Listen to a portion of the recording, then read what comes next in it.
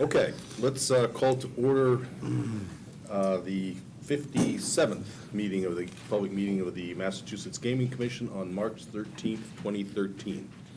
Today we have one item of business, which is to begin in considerable depth the discussion of the evaluation criteria, which we will be using fundamentally to make the analysis and eventual decisions about which of the applicants will win the licenses. Commissioner McHugh has been leading this process, and I pass the ball to you. Okay, Mr. Chairman, thank you. I just want to, before we begin the discussion, take a couple of minutes to provide a little background so that we're all on the same wavelength and a little bit of a vision for where we might go from there. That too is for discussion. This is the matrix that's in front of us now. The evaluation criteria matrix that's in front of us now is about the fourth draft of this. You'll recall that we started off with a matrix that had criteria grouped in a variety of topics. Then we had sub-criteria, and then the plan was to ultimately take, when we finished all the criteria and sub-criteria, take all those and provide for the kinds of information we were looking for in the applications. After we finished the last cut at that, and after I got some comments, it seemed to me that that was getting too busy. It was going to be too detailed, too hard to follow, and that the real object ought to be to set out the criteria that we were going to use, focus on them, and then go right into the kinds of evidence that we were looking for to evaluate those criteria. So that is how this form came to be. We have 2 columns on this form as opposed to 4. The left-hand column is the criteria. The right-hand column is the evidence, or the information, if you will, that we will look for to evaluate the criteria. All of the criteria that were on the previous matrices has been preserved in one form or another on this. It's just been moved to a different place. In many cases, the sub-criteria have turned into requests for information that those sub-criteria dealt with. The required information is in the left-hand column. That's still maintained with the yellow code. Those are the minimum requirements that have to be met in order to get a license. The source of the information that is being requested in the right-hand column is the previous matrices, the information that was on the previous matrices. Other application forms used in other jurisdictions around the country and throughout the state to deal with similar issues. Many of the topics, if not most of the topics in the AIA white paper that we heard that was delivered to us yesterday, we had an earlier draft. Many of those, if not all of them, are in one way or another incorporated into this document. Cambridge Health Alliance, in response to an earlier request for comment, sent us a number of very thoughtful recommendations for dealing with problem gaming. Most of those are incorporated here, and then there are some other sources as well. So this attempts to be comprehensive in terms of the sources of information that have been provided to us and that have been used by others, but that doesn't mean it's complete. The plan, as I see it, the vision would be this. The criteria in the left-hand column, the criteria that we're going to use to evaluate the applications would, when settled on by us, go into the regulations. Those would be firmed up and put into the regulations. Those would be the items, the criteria that we'd use to evaluate the license applications that we got. The information in the right-hand column would go into the application form, but not into the regulations. And there's really 2 reasons for that. One is to give us flexibility with respect to those, with respect to the information that we're requesting. The criteria are not going to change, but the information may change.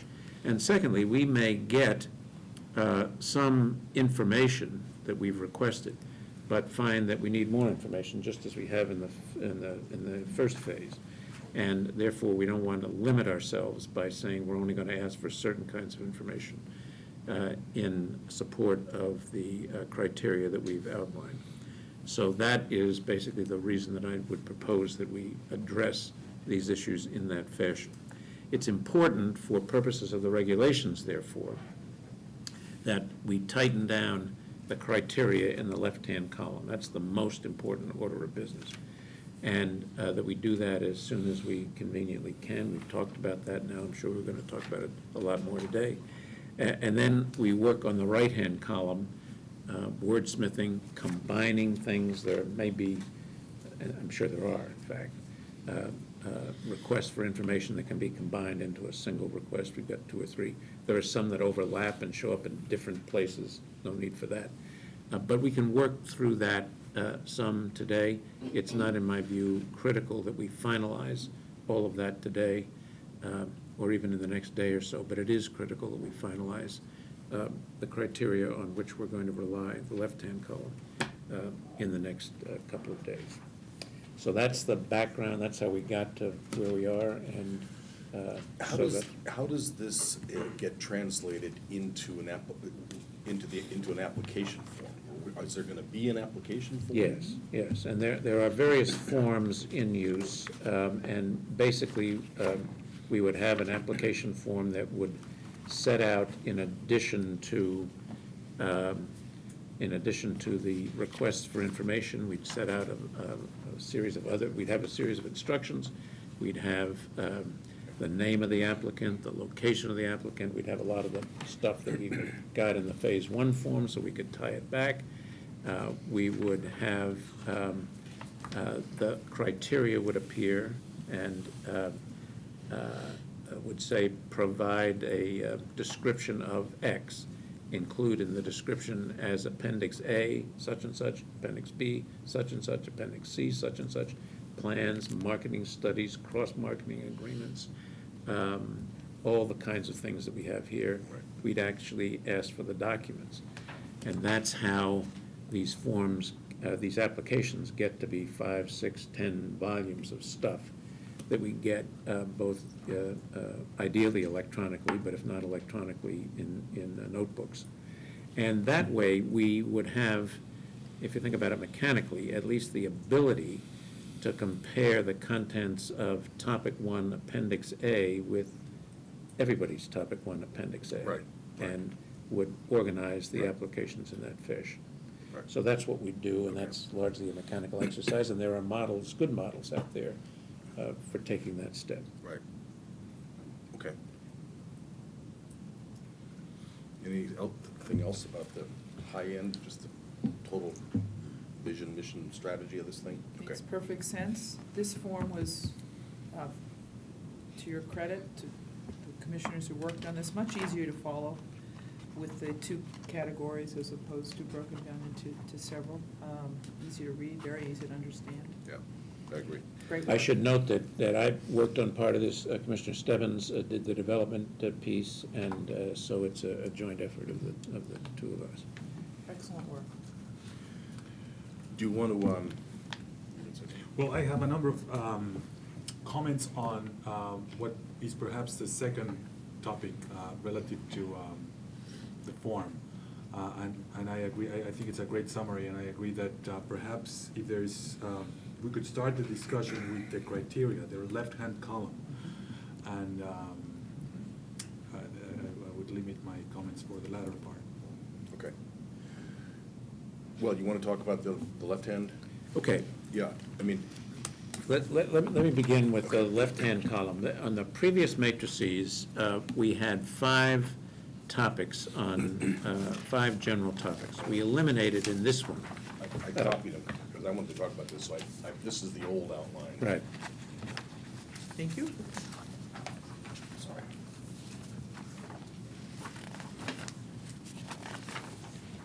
We eliminated the 5th topic. But we preserved all but one of the contents of that fifth topic in this form. We simply changed them into requests for information. If you look at page, well, there's one other notation I want to make. I'll get to that in a second, though. If you look at page 4, the last item on page 4, under the topic, build a gaming establishment of high quality with quality amenities in partnership with local facilities, you will find in there that all but the international marketing topic contained in topic 5 is are listed there in the right-hand column. The other the two others, I said all but one. Community support and community enhancements, which were in that topic, the fifth topic, now are incorporated in topic 2. So on this chart, so they're there. They're just in different places. And the reason for that was that that those other topics we felt fit easily into these other areas and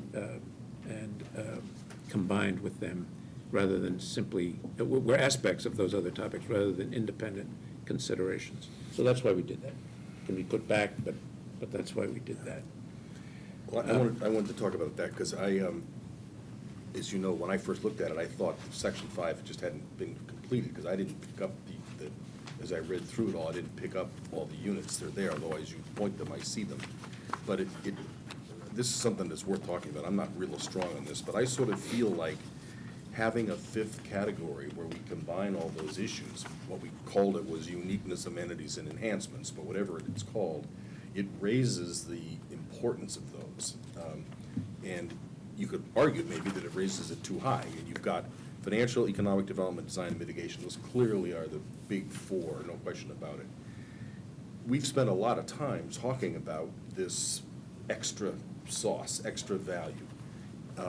And none of us knows, whether this is going to be really marginal or not. But I think of it as a really critical differentiator, not only for one bidder to another, but for Massachusetts from other jurisdictions.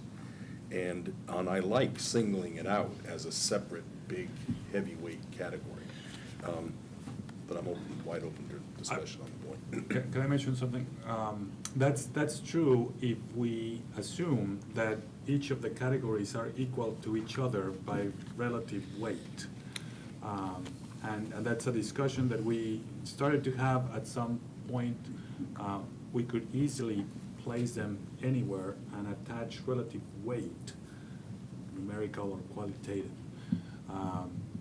to address them. So to the extent that you want to single them out because they're important enough to stand on their own, and that means 20% by virtue of being one of 5 categories, then isn't that what we're really talking about, the relative weight? Well, I that's a bigger discussion, and we have, let me say that insofar as the weighing factor, I think that's a separate discussion. I've reached out now to a number of other entities, MassDOT, the Massport, other entities to set up meetings to find out how they evaluate their comparable proposals. And Commissioner Stebbins and I are going to try and meet with these people. We've already scheduled one meeting with MassDOT a week from tomorrow, a week from Friday. And so I'd like to gather that information, the two of us, and report back to you about approaches to weighing rather than mix that into this discussion. But I think what he was saying was, I was saying we want to show that this is really important. And Right. one way to do that is make it a separate category. Right. He's saying also you can do it by, when we get to weighting, Right. by weighting it heavily, and which, But if we don't weight it, I mean, that's an option, is not to weight it. well, okay. If we don't weigh Right. it, but make it a separate category, in the minds of at least some people, maybe not of us, it would signal that it's such an important category that it's been it's a standalone category. I don't disagree with that. So let me turn to substance then.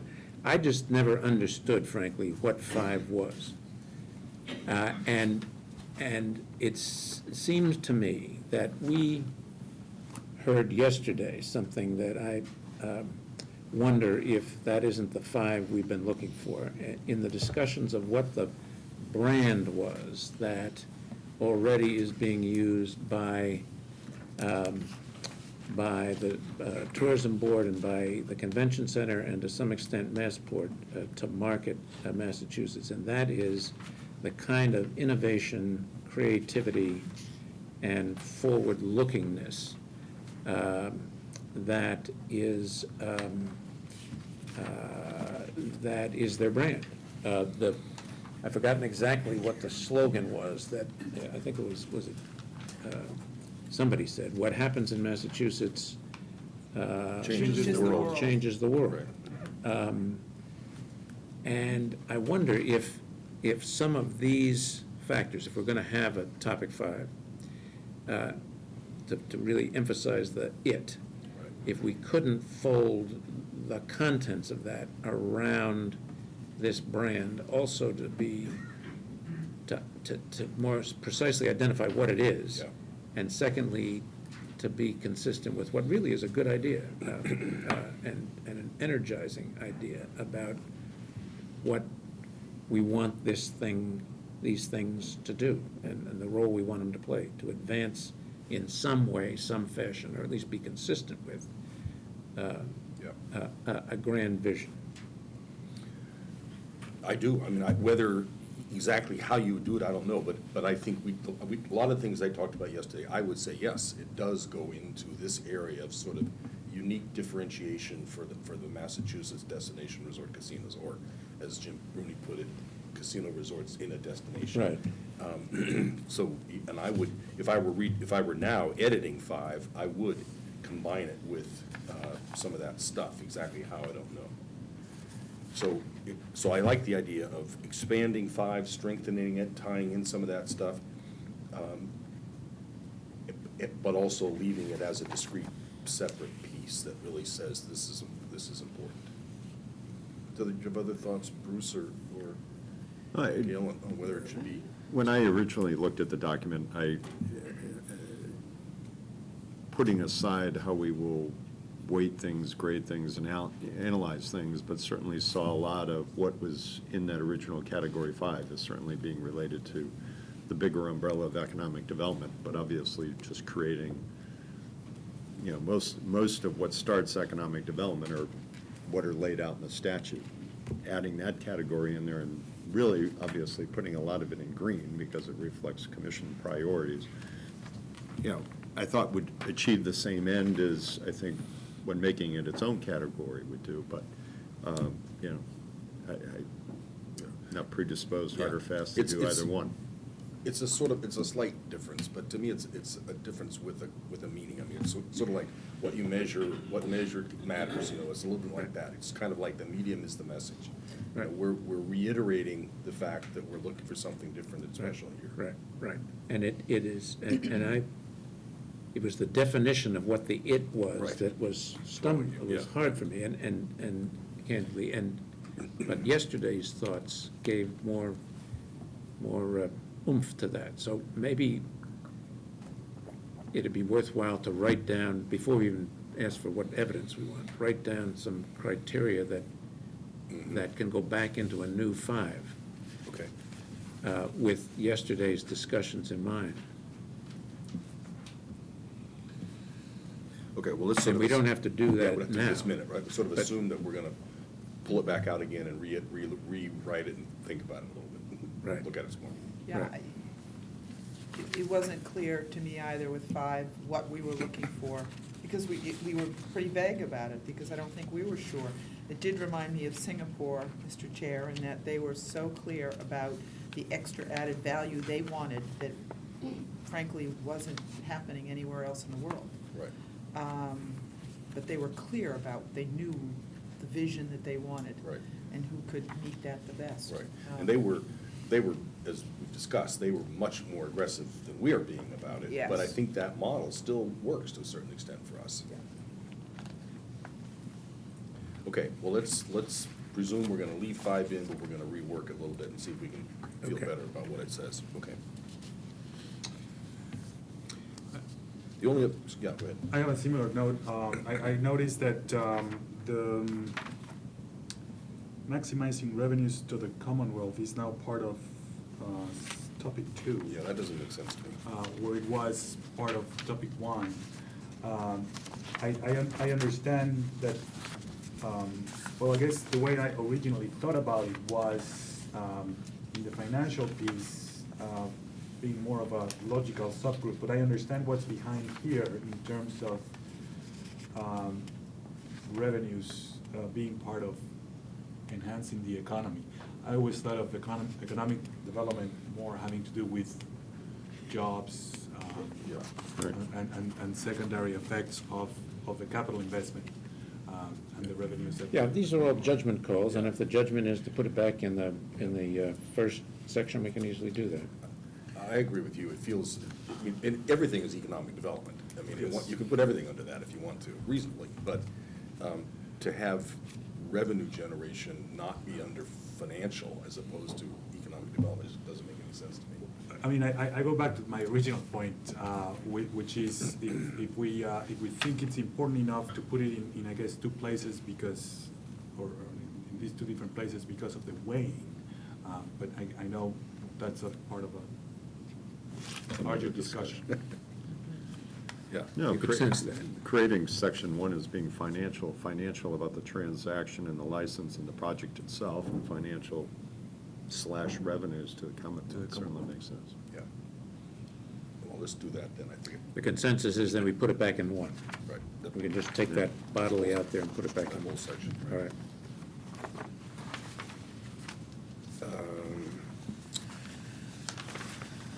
So when you talk about being in the regs, would it be all the be the subcategories criteria too? No, we just, Be just the 5, or the 4 or the 5? it'd be everything in the left-hand column, So it would be everything, okay, so Yep. it's all the, all right, right? so, yeah, Because, and we might clean up the language. Yeah. To make it clearer what Right. we're doing. right. But those would be the criteria that we're looking for, that we're using to evaluate. How does everybody approach these criteria? Right. Here's the information we want, but these are the criteria we're gonna use. So it's important to be comprehensive there. The only other thing that I've, we've talked a little bit about is, I want to make sure, I think, that we don't lock ourselves out of some new criteria that we haven't thought about, I can't think of one that wouldn't probably fit under these 5 headings, but, we've talked about having language that says the criteria will include but not necessarily be limited to, or something like that. Maybe with this much breadth, that doesn't really matter. Well, it might. It depends on whether we're willing to, there are 2 ways that I can think of, and our able legal team can help with this as we get deeper into it. But there's 2 ways we could do that. One is to include in each of these criteria other, but that really doesn't give anybody any notice, and it's not fair, I think. That's what we're trying to do. We're trying to give people notice of what we want, what we're gonna look for, what we're gonna take into consideration in issuing the license. And without being overly specific, without striving for precision in an area where there, by nature, it can't be any, we are trying to give guidance on that. The other way to do it is to write in the regulations something to the effect that if the commission desires to include an additional criterion, it will give notice to all the applicants and ask for their information as to how they propose to approach it. We'd have to ensure that we allowed sufficient time for them to do it. If something came out completely out of left field, we'd probably need more time than, but I think we could do it that way. I like that. I like that idea. I think it's pretty unlikely something's gonna happen, but I think Right. that gives us a mechanism if something does. It's unlikely that a major category has been missed, but something minor that, comes as we Right. move forward. Right. And I think, there'll be presentations where Right. that additional information could be.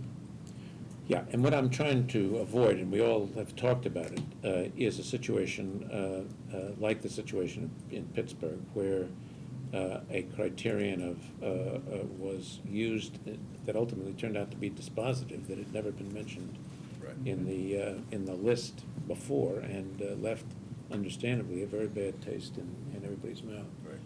And we don't want that to happen here. Right. So we could try that if we do a little research, make sure we can do that, and if we can do it, we can do it that way.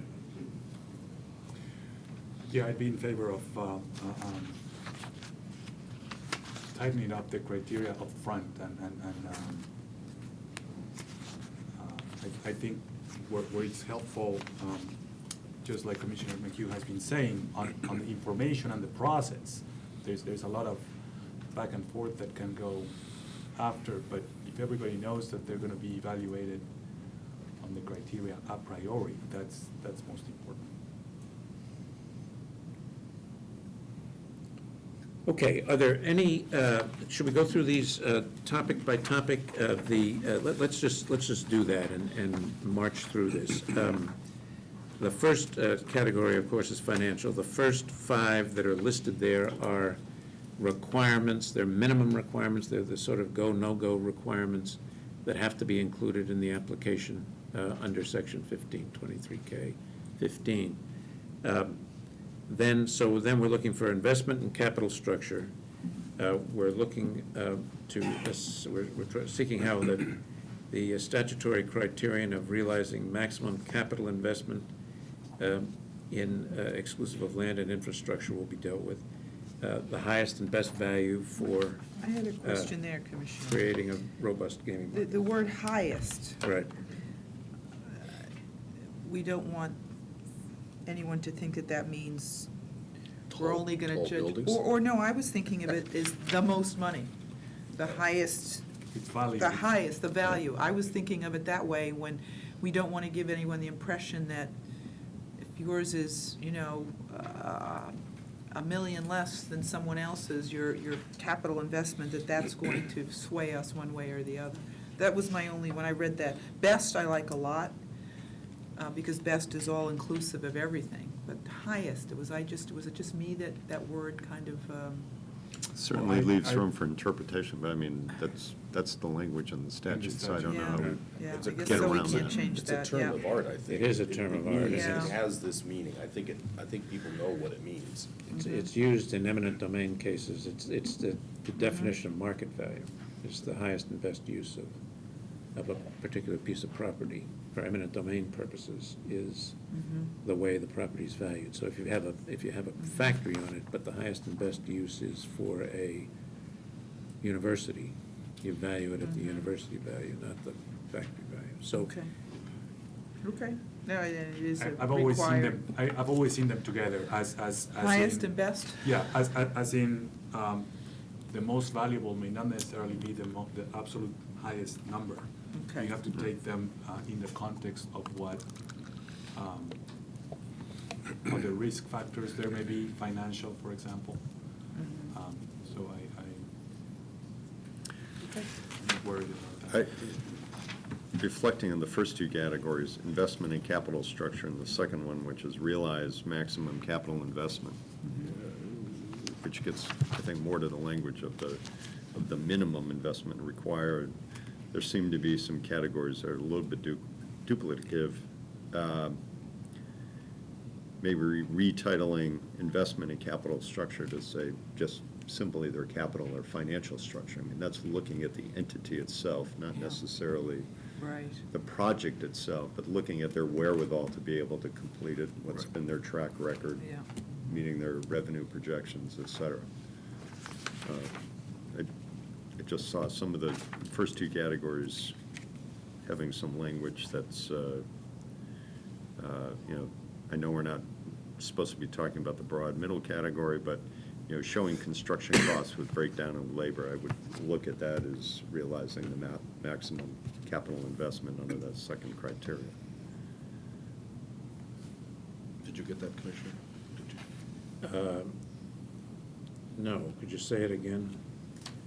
In making the first evaluation criteria either, you know, financial and capital structure, Okay. but taking the investment out of it because it seems to fall more cleanly into the second category. Oh, I see, okay. Because we're really talking about, I mean, we're doing suitability Yeah, I got it. investigations, but You know, and financial I'd be wherewithal to get interested. the project done. Sorry. No, you got that. I'd be interested in knowing whether there's any diversity in their capital structure too. That'd be one of the items of.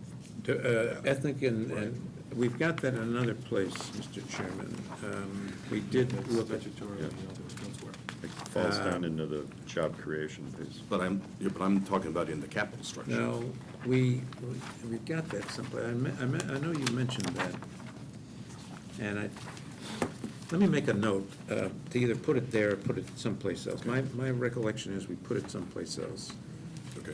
focused on the hierarchy of the Right. developer. Yeah. Correct, Right. the finance and operational Right, hierarchy. right. So let me make a note and I'll check, but I do think it's in there someplace else. Okay. This is kind of a detail, but I guess we're at that level. Under realized maximum capital investment, the last item, provide a construction plan schedule, that really seemed like a mitigation factor. I don't quite know why it would be under this one. I Well, disagree. Okay, Yeah. all right, forget it, all right, forget it. I'm with you. All right. You're with me. Yeah, disagree. Agree, put it here. Agree to dis- Yeah, it's, I believe there's gonna be a construction plan, pro forma, real estate development projection, that it's all part of the financing piece. Now, there's mitigation elements that are related to construction, but I think there's Fine, okay. a lot of. That's fine.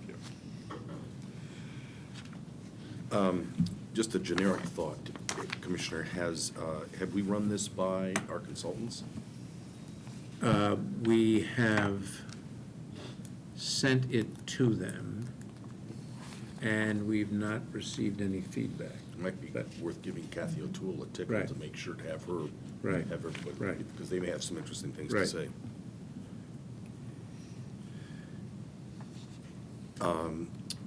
These are a couple of other thoughts, I don't know where they go, I'll just bring them up now. In talking to candidates for licensing, I got one other criteria we might want to put in here somewhere is the capacity, where are they on the innovation and implementation scale of iGaming? Are they ready for whatever's going to come down the pike? Yeah, no, that's a good. Do they use social media iGaming within the walls of their Yeah. own facility? you Yeah, know, yeah. That kind of thing. And then the other one that I don't know where it goes exactly, but the Pittsburgh problem, is that in here somewhere? No, the Pittsburgh problem was the problem of the stealth criterion. Well, I meant the problem, but the particular criteria problem was whether you had a corporately related facility nearby. Right. And we've agreed that we're gonna have that, we're gonna have to discuss that ourselves, so we give notice to bidders that do. Yeah, it is part of the, realize the, let's see, and that one we're gonna move back.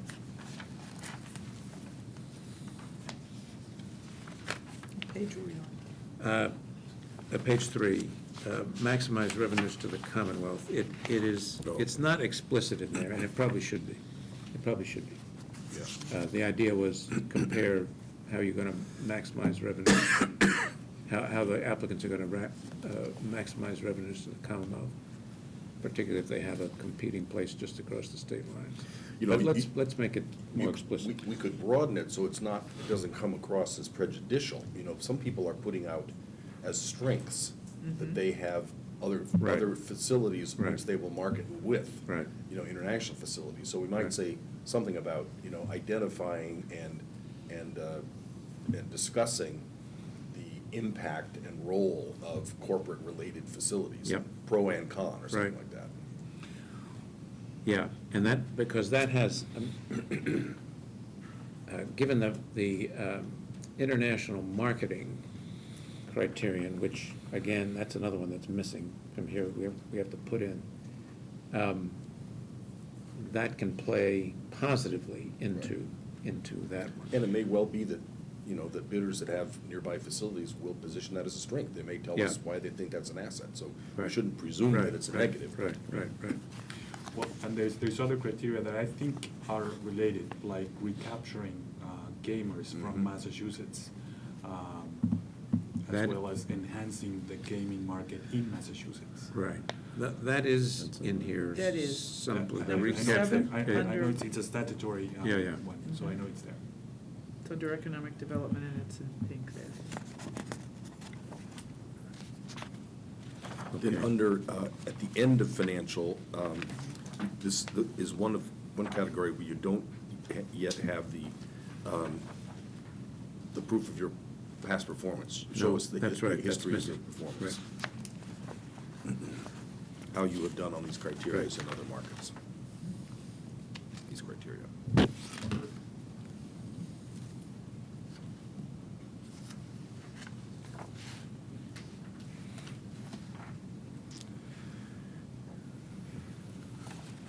Want to go on to? Okay, are there other thoughts there? We're still on criteria, right? Not yet No, we're now expanding into, information Yeah. that we evidenced. Yeah. I wanted to make a couple of comments on evidence Okay, on good. financial. I think a couple of the questions that are here talk to specific examples, and I'd like us to be careful to make those questions broad enough to invite creativity. And I'll speak to a couple of examples, but that's a general sense. Where we, in general, for the financing and capital structure, I think we need to distinguish the current entity, which is likely going to be an LLC, that some partners, farmers. For farmers. partners, that some Gets the- partners gets came the together. squirrels. Or racing, you were thinking racing. Partners came together and formed with little history, frankly. And there's an entity level, that has a lot of track record, and many of them, a lot of information in terms of financial past performance is already out and public, and et cetera. So to the extent that we can distinguish the two, would be very Yeah, helpful. that's a good point, that's a good point. Um, So we'd be looking for the financial, how about a little help? Financial history of the partners? When we're looking at financial wherewithal, Yeah. the strength of balance sheet, the past performance, over here it says whether there's been breaches of contracts or things like that. We're talking about all entities that are related, because of course, Right. the recent LLC has very little history. But when we're talking about performance or about capital structure, how much this LLC is capitalized or how it's being capitalized and funded, we're really talking about the new entity. There's questions that go at those different levels, and I think it's only a matter of working in the form, but making that distinction so that, we don't get the question as to, when we're asking about this, do we mean everybody or just the partnership? So, Suppose, I'm sorry, go ahead. well, if you took that first summary question, provide applicants audited financial statements for each of the last 5 years. I mean, some LLC is not going to have that. Well, So is it just broadening applicant and Partners. partners? Well, I think frankly, given the landscape of our applicants, it applies differently because some of our applicants have already had some history in Massachusetts at that entity level, the same one that may be the one in charge of the project, whereas there may be another LLC that was just recently formed. Suppose we said, provide for all applicants and investors of more than 5%. It's very similar to what the questions we're asking with With the the qualifier, background right, investigations. Tie it into the qualifier Right. thing. And just do that throughout. So we're looking for not only the applicant information, but, I mean, we can't just do that omnibus. but Well, it's gotta be. Financials. It's gotta be, that's relevant to our task, so it's gotta be somehow, Right. anything with anybody whose financial record is proximate to our Right. viability of this project. Right. It's not just any old, 5 years of everybody's financial history. No. But- 5 years of 5% investor in this project. Well, I think we really Maybe need to draw the parallel to the qualifier conversation. There was this whole scope of licensing meetings, frankly, that were very helpful, as I understand them, Yes. because each entity is structured differently. And if we do blanket requests, we may have to spend a lot of time trying to figure out who responded at the entity level, at the partnership level, or both mixed. So we just need to spend some time making that differentiation. That's my only point. Well, we've got 300 qualifiers roughly, right? Right. But only a small percentage of those are investors. Because the qualifiers go to operating officers and key Yes. employees and the like. So we've got some small percentage of those who are investors. Do we want to get, for example, the financial statements of all of the investors for 5 years? Well, we'll have all that information Yeah. through the investigations. Right, we already have all their tax returns, presumably, or the Well, we ones don't have that their matter. financial statements. We don't, we may not. And we, in terms of corporate, the qualifiers are individuals. So, and we've got one business entity disclosure form. And I'm not sure that that asks for all of the financial statements of all of the investors. I mean, I'm just putting that out. That's to trying to figure out what it is we're gonna be looking for.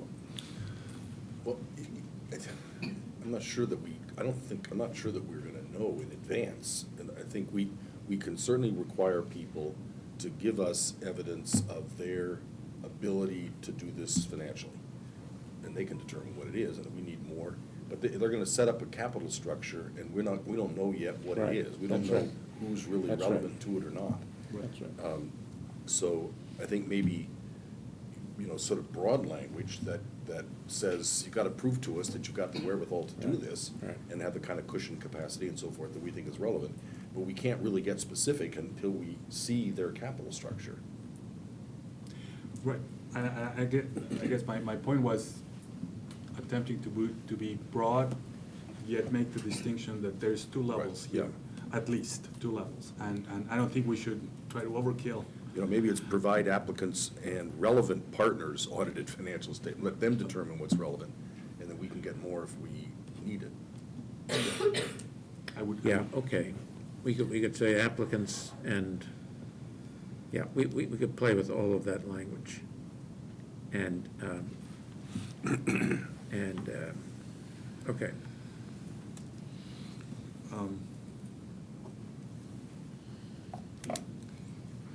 In a similar fashion, we have a couple of different places where we talk about development budget and then elsewhere as construction costs or budgets.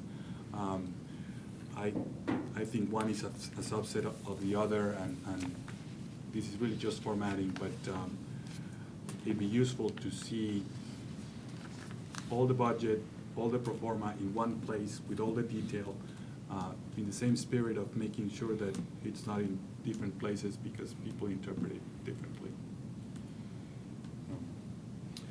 Some of the research you're doing at other entities for how they review these packages, what data they ask for? They must ask for the same. Yeah, data.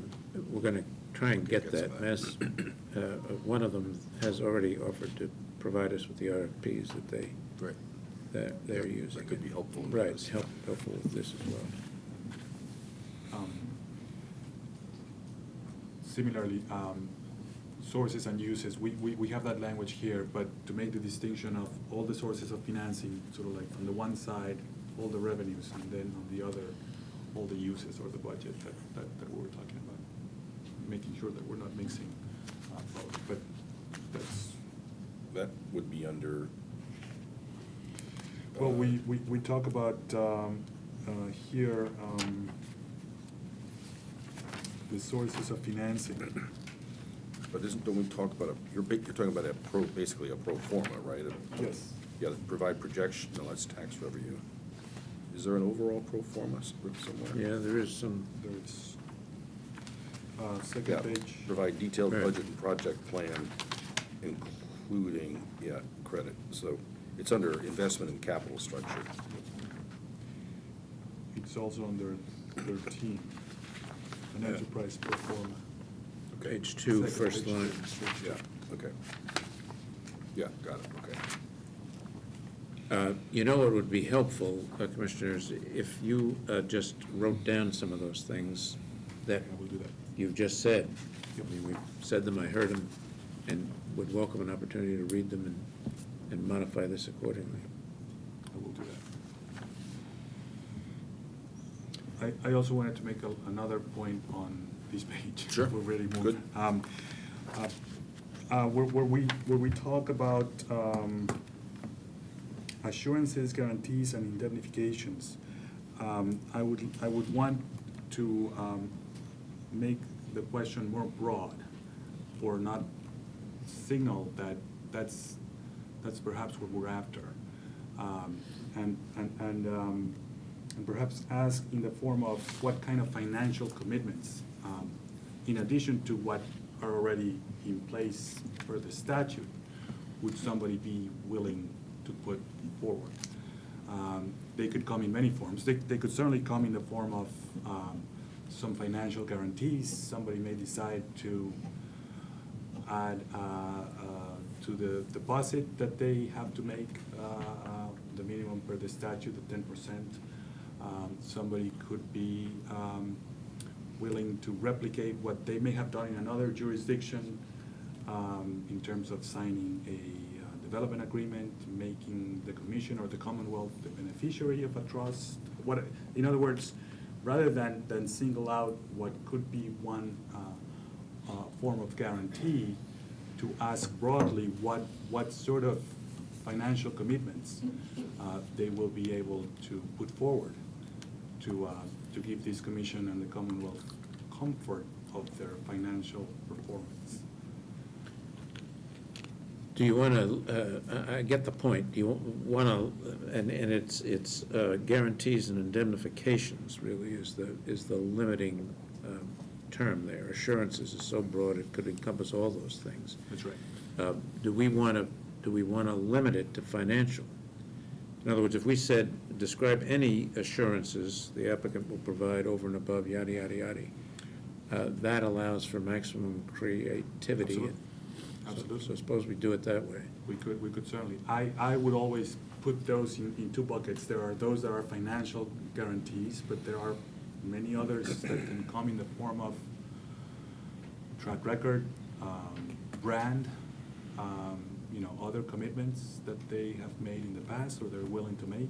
Well, suppose, again, thinking of the next step now, and I don't want to wordsmith this, we'll be at Right. this all day, but if we said something along the lines of describe any financial or non-financial assurances, would that do it? That would Yeah. totally do it.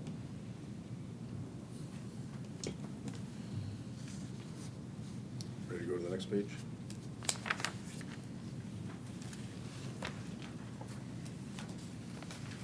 You mentioned the history of performance. Then we go on to page 3.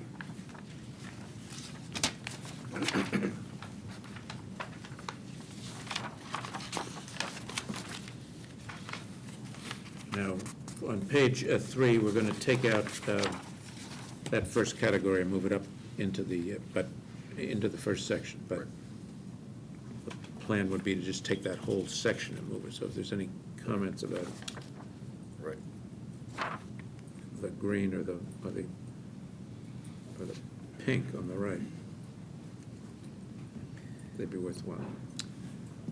I'm not sure if we, under maximizing revenues to the Commonwealth, the pink number 7 in the required information doesn't belong somewhere else.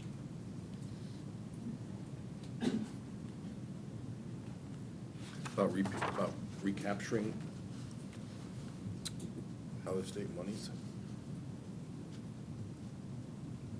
Yeah, okay, never mind.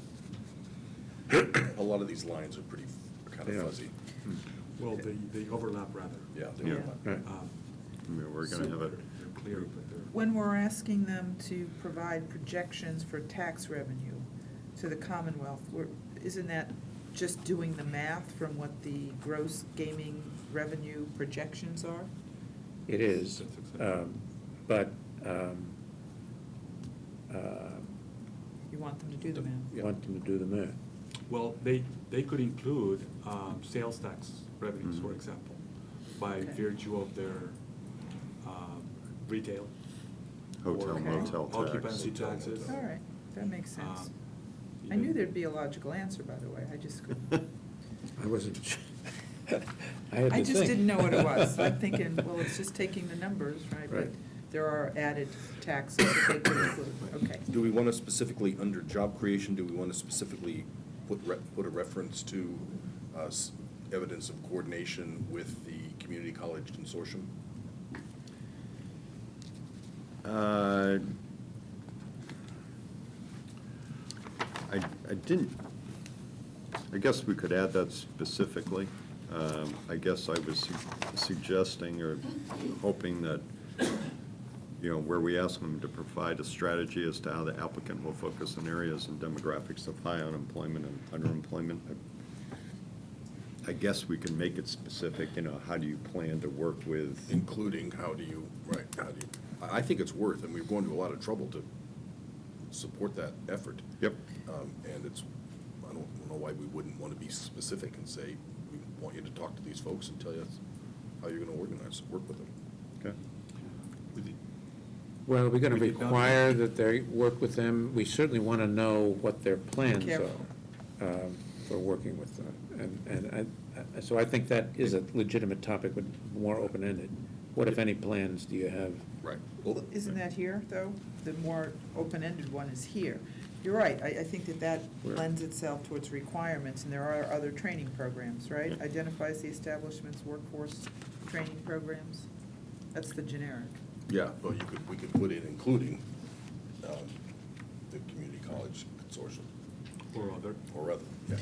I was somewhat, again, using provide strategies as to how applicant is going to focus on areas and demographics of high unemployment and underemployment, kind of baiting them to hopefully give us that information, but again, because we deem that they're not going to be the exclusive provider of training. Right. And many of them like to provide all their own training.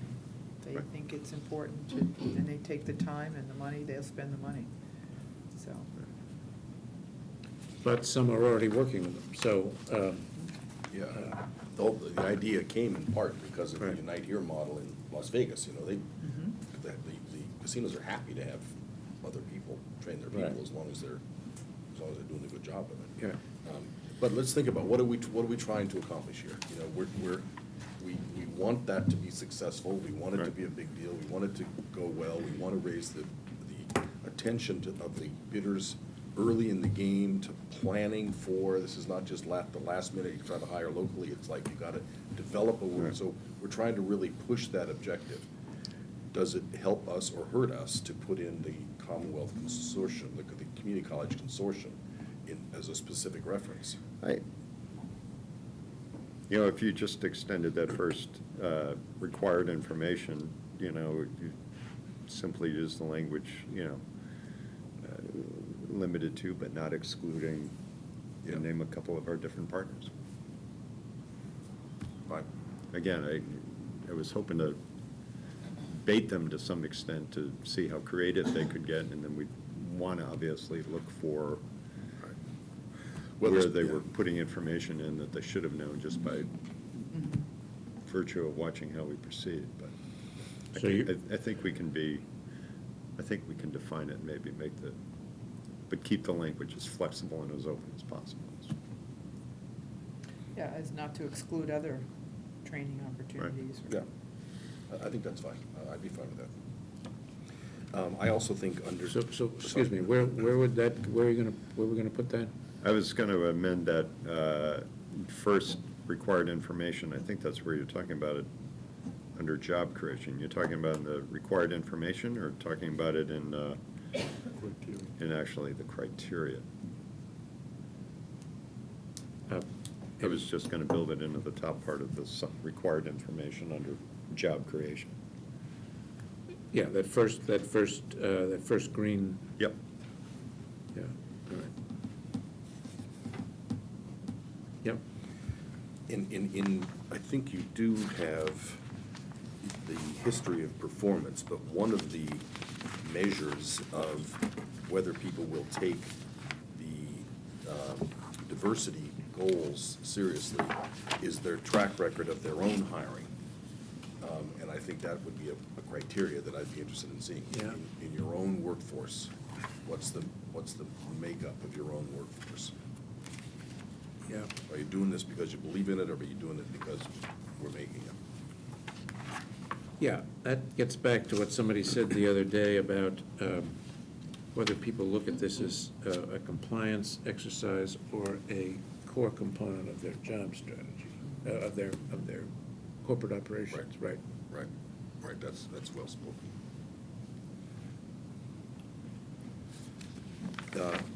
Does number 18, at the bottom of page 3, number 18 from the general law, have contracts with and support from organized labor? Does the law call for that? Yeah. What does that mean? Mhm. Does that mean they have to have union shops? Is that explicit in the? Well, they ask whether they have signed what appears to be a project labor agreement or other type of labor peace agreements. I could dig out. So the it's sign. asking whether they do? So that's not what this says. This says to demonstrate how applicants will have contracts with.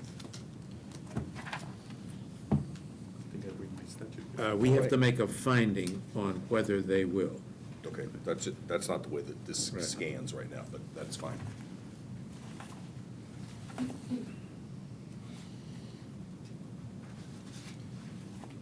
Yeah, section 18 is the applicant's, it's our findings, whether the applicant has a contract with organized labor. Okay, but they're not told Right. that they have to. Right, so we gotta rephrase that. Okay.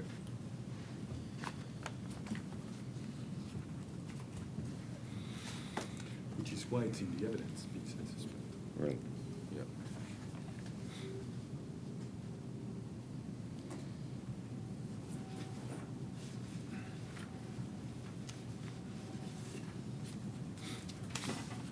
Anything else on this page?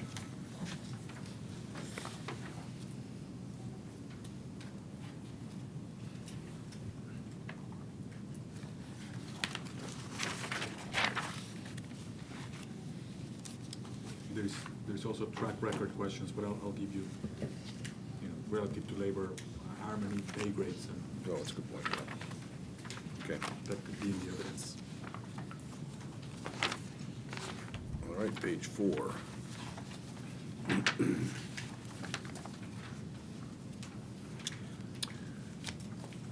The only thing I had was just provide plans, it's up above, just at the top, the third line down, it's in green.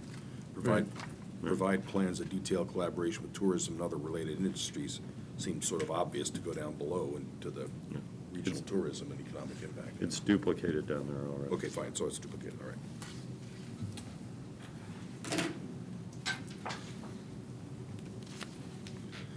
If it's, we're working on, I guess we're gonna edit what we're gonna, how we're gonna use this language, but making it parallel, you eliminate the word supporting in the category, in the criteria. I'm sorry, where is that? It now says supporting external business. Yeah, It would just be external business and job growth, you wouldn't have the word Right. supporting there.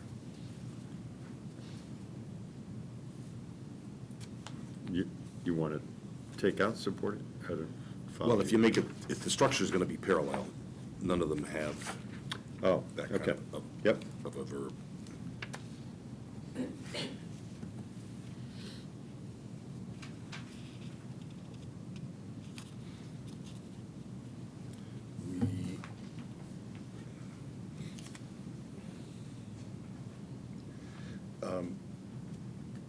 Commissioner Stebbins, originally, in the earlier draft, there was a category for workforce development and then a category for supplier development and relations.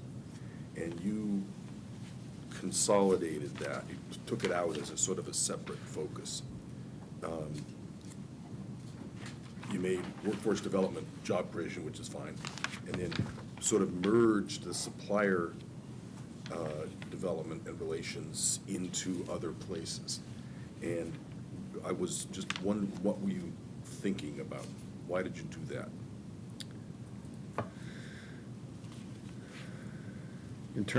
Why did I segment out supplier development? Well, no, it had been broken out, and Right. we're hiring somebody whose title is workforce supplier and diversity development. We think of it as a unique, coherent, separate focus area. Right. Supplier development. But you just restructured it. I was just curious why you did that, because it sort of seemed to me that there's a value in pulling out, just like there's a value in pulling out workforce development, there's a value in pulling out supplier development as sort of a discrete. Well, and, maybe it's just a question of, instead of the supporting external business and job growth as the leading indicator of the criteria, just make it supplier development and relations. Because is that all that? Yeah. Okay. So it's all the same items, just with a different heading? Yep. Okay. I didn't understand that. Well, I see, you've got it there, is the subhead. Yeah, it's just probably eliminating the grander vision topic, I guess, I had above it. It feels clearer to me. I mean, it just, supplier development and relations seems pretty clear, so I prefer that. The only other change I made under that is in the required information, taking number 10 under section 18, and just, I was also trying to look at a gradual evolution of the information that we asked for in the application, and all I did was take number 10, which you see probably about midway down that block, and moving it up under number 2. Right. Instead of, when somebody's looking at the application, kind of jumping around and things somewhat taken out of sequence, Yeah. to try to give them some sequence. Yeah, no, that's good, that makes sense.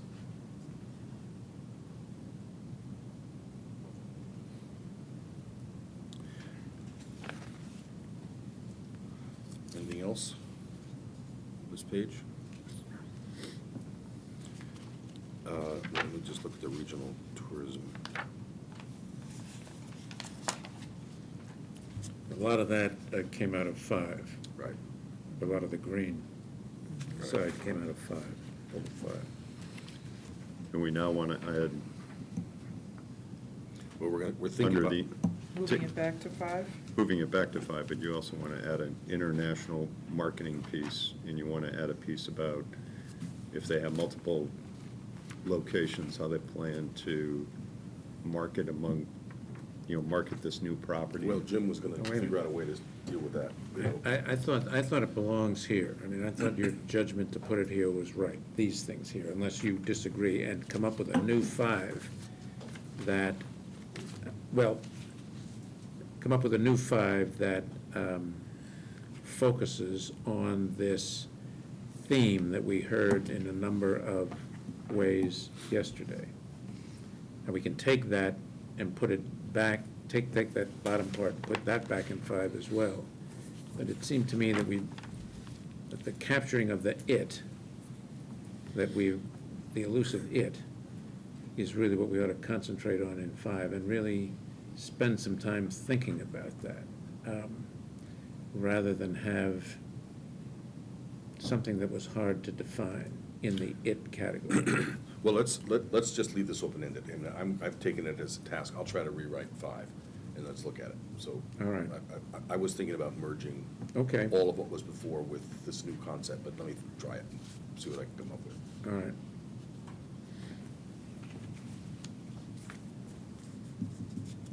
You're gonna include in 5 this, because I think someplace it needs to be in here, that sort of innovation. Yeah. Right. What happens in Massachusetts changes the world, Right. kind of thing. Yeah. Right. Okay. It's a nice slogan, it's just unfortunate that none of us have ever heard it before. Well, we can't say that anymore. That's true. And all of But the- you're right, you're right, you're right, you're right. No, but it's good, I mean, But it that ties didn't- us into, Right. and that can, that was put into perspective 3 different ways by each one of the people who talked to us yesterday. And Yeah. it's really pretty powerful when you think about it. That whole, Mhm.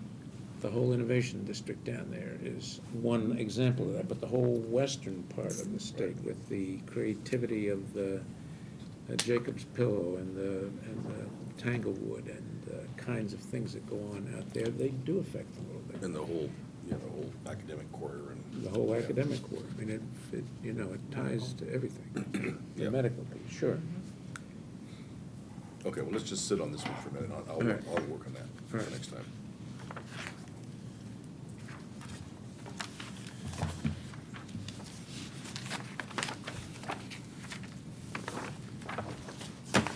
Okay, so that takes us to page 6, Yeah. does it? Okay. The only overview I'll give you on building and site design is that the criteria were essentially, I think, those that we had before. They may have been amplified a bit. And most of the required information to the right either comes out of the statute or comes from the contents of the AIA white paper, either as stated there or as consolidated from things that are stated there or as derivatives of things that are stated there. But the AIA white paper was the basic template used for creating these those criteria. I simply say that information for information. It doesn't mean they all are right or they shouldn't be changed, but that's where they came from. We got so much from AIA, we have more detail. This is sort of a level of detail that isn't, in a way, in the other spec, in the other categories, just because we got so much expertise. I don't think there's anything wrong with that, but it's in the compatibility with surroundings, it gets into practically minutia. It's important minutia, but it's minutia. And it doesn't really anywhere say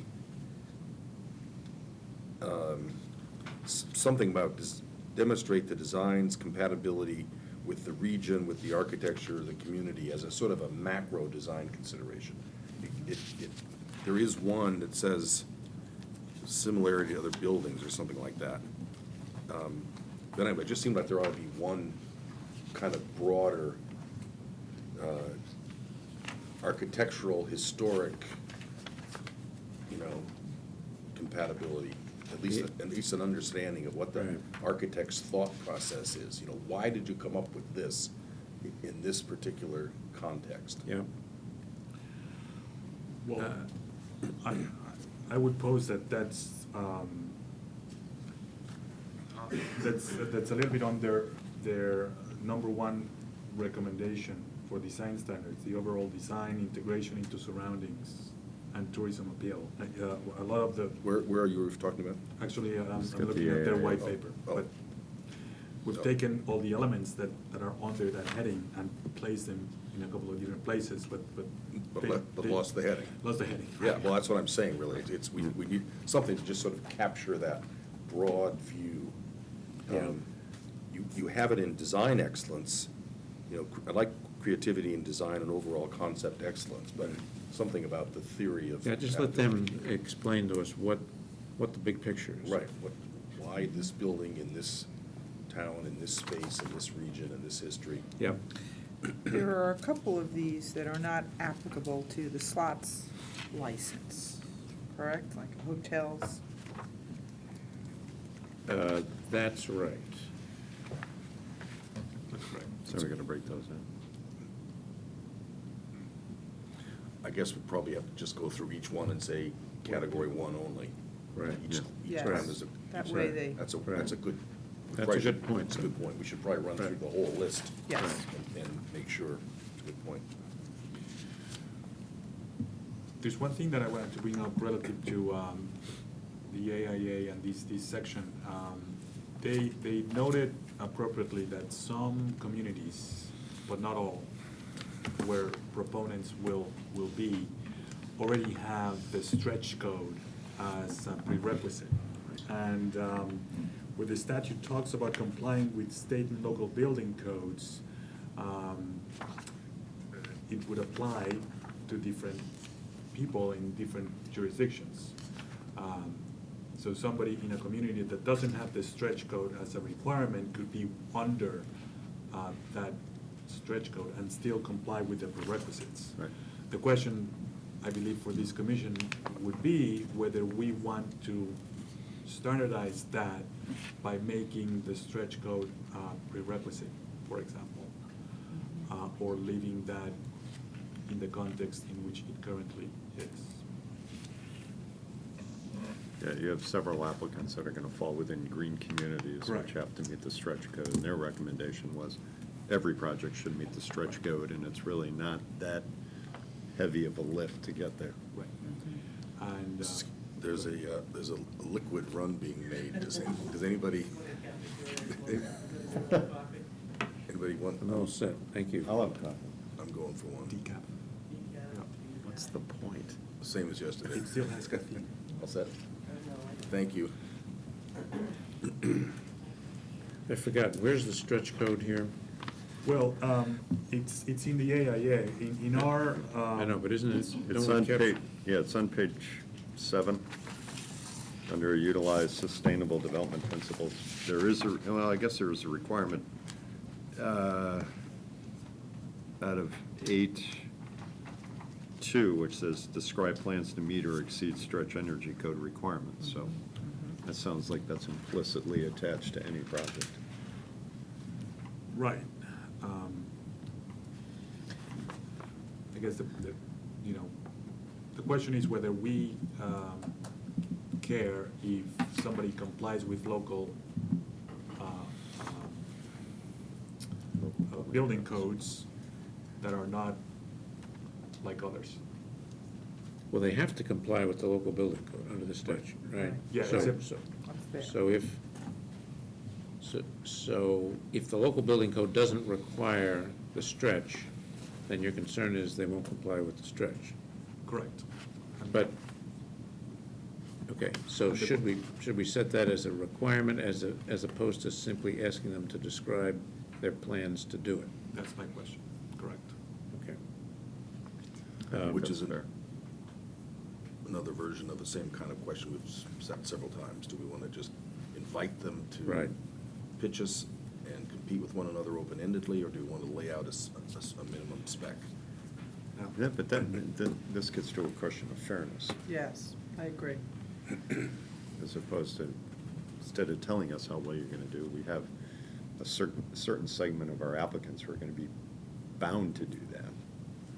And I think it only kind of levels the playing field if we require each applicant. I mean, we have our big end goal being, these are environmentally friendly, sustainable developments. Yeah, but if we start down that path, then Right. we're gonna have to examine every building code in every, I mean, we have the state building code, but we're gonna have to look at every community in which one of these things is gonna go, find the least common denominator, and then say everybody has to comply with the least common denominator. Well, the highest would have been Well, The I'm highest. sorry, it's the highest highest, common right. denominator, right. No, the highest Common- standard. Well, forget about numerators and denominators. Yeah, but just the highest standard. Highest standard. And and make everybody comply with that. Make everybody And there comply. could be any number of other places where such, other kinds of rules and regs where certain communities are, progressive about. The zoning codes are gonna come into play. But the stretch code is it's uniform across the communities that try to adopt it. I mean, each community hasn't laid out their own stretch code. They've adopted whatever the state standard is to be designated a green community.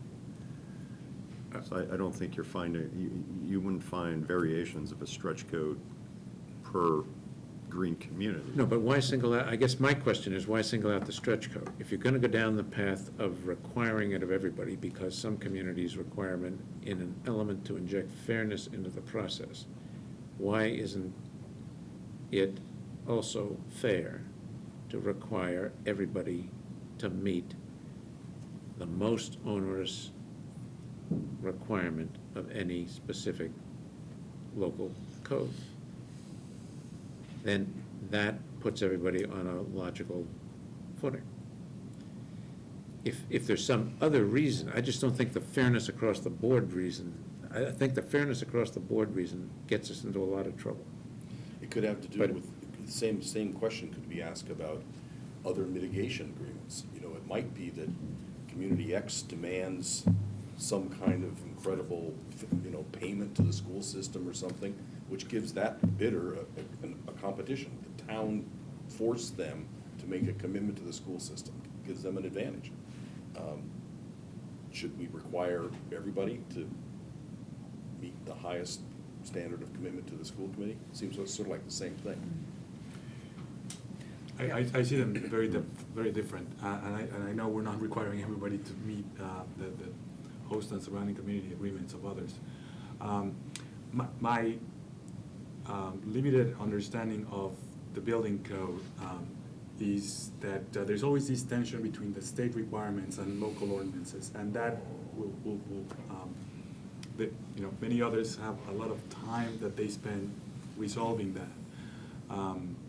It particularly applies to the stretch code in the context of this energy efficiency mandate of the statute. I don't think we would be in a situation where we have to analyze nuances about local ordinances. I think that really has to be left to the local the locals. So the stretch code is unique. The stretch code is unique. Why? I think in the context of trying to be energy efficient, because of the mandates of energy efficiency of the statute. Now, could there be other aspects like these out there? I don't think there's that many, but I may be wrong. I don't know. But why which is it ones. different? Why is it different? Boston has a very aggressive linkage program planned, and they're bound to be putting the heat on, Suffolk Downs to do certain things that's consistent with their corporate experience, their municipal experience. They've got a lot of experience in negotiating mitigation agreements and development projects. That's gonna force, I'm just making this up, that's gonna force candidate X, bidder X, to comply with a very high standard of mitigation. Why is that, and this is not a rhetorical question, it's a question, why is that different from a community enforcing a high energy standard? What's the difference between those two? Well, it comes to the tension of local control that I think that we've also, to some degree, talked about and struggled as to what is the jurisdiction or the decision of the community. Yeah, but I'm speaking in terms of Commissioner Stebbins' point that if a community is forced to the stretch standard, that's gonna give them a competitive advantage. And should we require everybody to go to the stretch standard? I thought that was the topic of conversation. I thought you were agreeing that that was a good point, that we should do that. Maybe I've lost the track here. But quickly, if you jump over to 7, it says utilize, again, this is required language in the statute, utilize sustainable development principles. 8.2 said describe plans to meet or exceed stretch energy code requirements. So maybe that's the balancer, maybe that's Yeah. what positions those in the green communities. They already have to meet the stretch energy code, and now we're requiring it of any applicant, regardless of where they are. Which page, where's that reference? 7, the Page 7. criteria is utilize sustainable development Yeah. principles. You go over to this required information and what would be II, describe plans to meet or exceed the stretch energy code requirements. So as a practical matter, the law says they have to do it. So Right. why would we- No, it doesn't say that. It says we have to make a finding on how, among other things, the applicant intends to advance the following objectives. And in this category, utilizing sustainable principles, development principles, including but not limited to, and here's the relevant one, meeting or exceeding the stretch energy code requirements contained in Appendix A, yada, yada, yada, or equivalent commitment to advanced energy efficiency as determined by the Secretary of Energy and Environmental Affairs. So maybe we ought to just expand this one to include that requirement. So they have alternatives, and they've got an open-ended opportunity to meet some objective, but they don't have to follow the stretch energy code. That makes more sense. These are, yeah, and. This is taken so- out of context. Yeah, Which is a good point. Right. When anything we publish is gonna have to have the whole we have context. to yeah. go back into Yeah. this, that's Yeah, right. So where did we end up? So we described plans for meeting the expanded standard that I just described. It's Not a prerequisite, in other words. it's not a prerequisite, but you have to describe what your plans for doing it are, and you've got a couple of options Use the verbiage from the law. from the Yeah. statute. Okay. That's fine.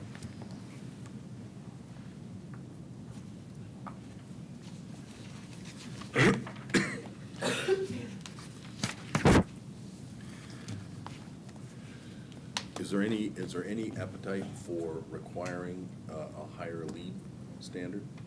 You know, where we have to require at least gold, but we can require higher if we want to. The AIA recommended yesterday lead platinum. In our conversations with them, they said lead gold is pretty much reachable and probably isn't the high standard that the legislature may have been thinking of when the statute was passed. But I think in their white paper, they recommend us requiring lead platinum level. Well, I would take exception with the requirement piece. My read of their recommendations when it comes to energy efficiency is that we not make it a prerequisite or a requirement. And according to them, it's these high standards that are already available, and many will be able to meet them because they're required by the green community that they're in, or because there's other standards, not just LEED, but they talked about the international one and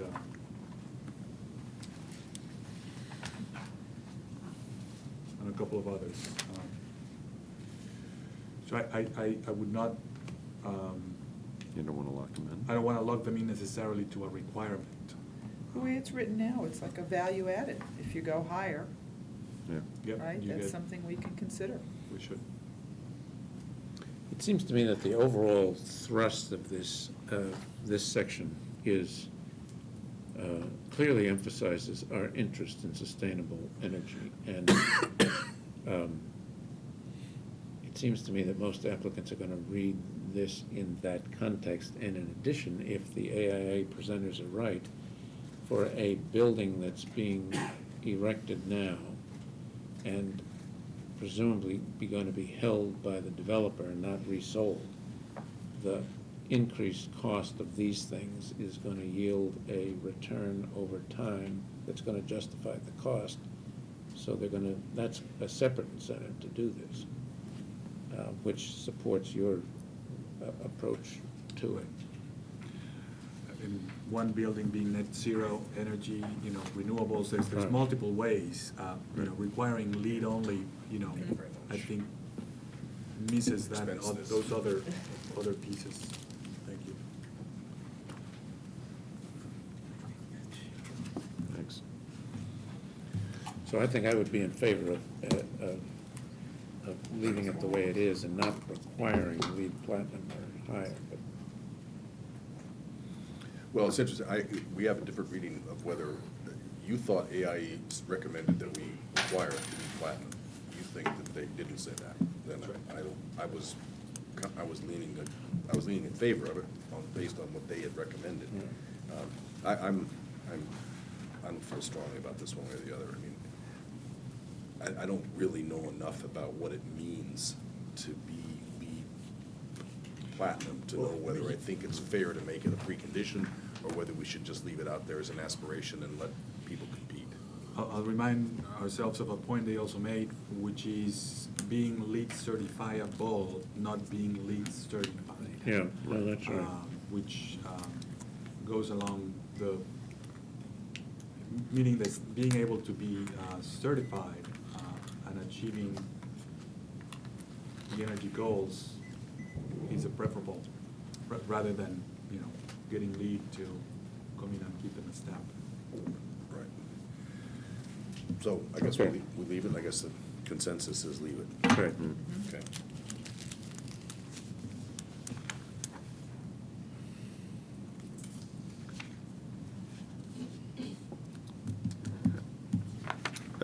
Quick question, just for some clarification under compatibility with surroundings. About midway down in the required information, we have describe the relationship, if any, between proposed facility and the history and culture of its immediate and regional surroundings. That's Yeah, the kind of one I was looking at. That really gets back to the question that the chairman raised, and I thought something like that was in here. It's buried too deeply in here, I think. And I'd add architecture, but that's the point I was getting at.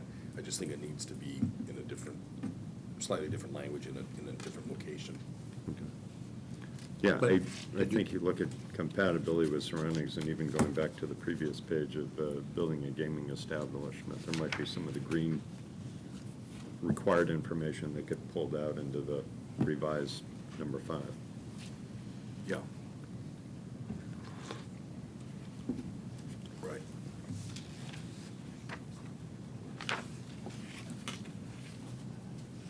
I'm sorry, I missed that point. What comes out and goes into 5? I just think if we review, going back to page 6, building a gaming establishment of high caliber and the compatibility with the surroundings, I think some of the required information might or should be extracted out into the kind of out-of-the-box thinking category number 5. Right. There's a few of them in there. One of those is Describe the other facilities or amenities, describe any public Yeah. art. proposed facility, again, Okay. culture and its media and So regional you're gonna surroundings. do that I'll when work you, on, yeah, I'll do something. Let's have a quick break, quick 5-minute adjournment. Quick. Yes. Reconvene. I guess we were still going back and forth on page 6 and 7. Any other thoughts? Page 6 and 7, building and site design. Just, again, on page 7, on number 8, the statute requires describe plans for ensuring that 10% of power generated on site from renewables. Right below that, we have describe plans, if any, for ensuring that 25% generated. I don't know if we should have both of those, or just settle on one and make the other one kind of, you can raise your score. Yeah. Where did the 25% one come from? And I think that was an AIA yeah, recommendation. it was. It was. The 10%'s in the statute and the 25%'s in the AIA. And that's why the described plans, if any, is there for the 25%, but not for the 10%. Well, it could certainly be added. I mean, it'd say, describe plans for ensuring the 10%, and if and, if any, plans Right, for. right. So exceeding. that's, yeah, that's right. Combine them. Right. Just combine them, yeah. It seems to me that when we get finished with this, a lot of these are gonna be combined. We've got- Yeah, I agree. Every line item here Right, would make this hugely unwieldy, right. but that's a good combination to make. I have another sort of macro comment relative to the AA paper. I'm not sure that this is necessarily a criteria, but they did talk about and make the right distinction about designing, building, but also importantly, their operations phase. And, you know, all the plans that are laid out here have an element of design, construction, and operations. But if we wanted to single out the operations component as part of the criteria or as part of the evidence, I see that as a discrete, important piece. I mean, it cuts across many of these evidence here, but. Well, I had the same thought, but it looked to me like, it looks to me like the way this is written does get both initial construction and operations. And are you just saying that you think it would be better to pull the two apart and emphasize them as separate areas of focus? Yes. Oh, okay.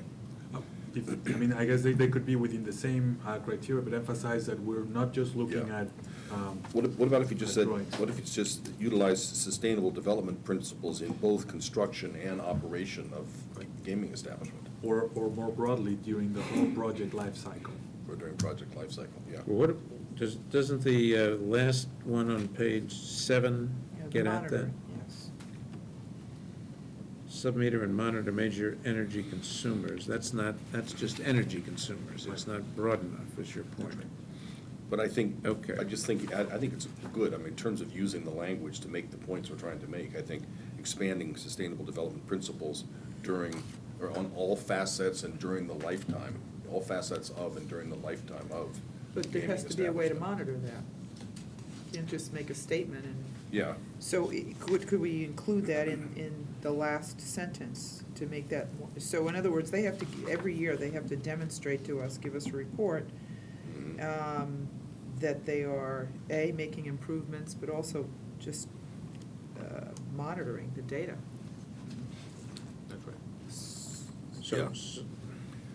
so it would be expanding the criterion, utilize sustainable development principles during construction and during Operations, or operation. throughout the life cycle, you know. Throughout life cycle. and then a new required information would be, you know, a plan of monitoring and improving over the performance of the following criteria or something like that. Well, the recommendations of commissioning, you know, fit right into there, but ongoing commissioning. you Okay. know, during the operations. Okay. Is right. All right. Anything else on 6 or 7? Okay, mitigation.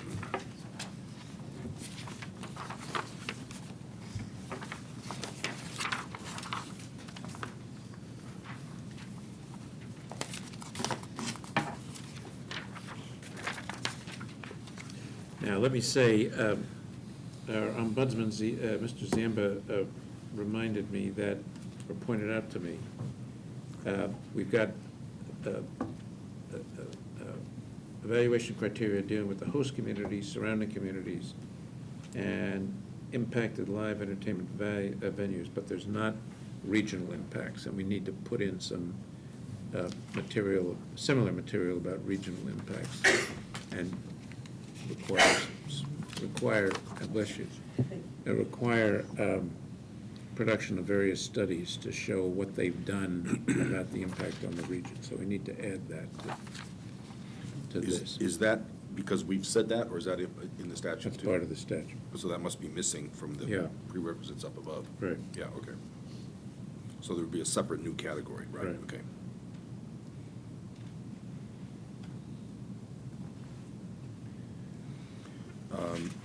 Under don't know where this would be, so we were gonna have the requirement for a thing of value disclosure in here somewhere. In the well, either that'll be is that in the evaluation, or is that just in the application form somewhere? It's not really an evaluation criteria. Yeah, I wouldn't put it as an evaluation. Yeah, okay, you're right. It yeah. could be an appendix. Could be a big appendix, I don't know.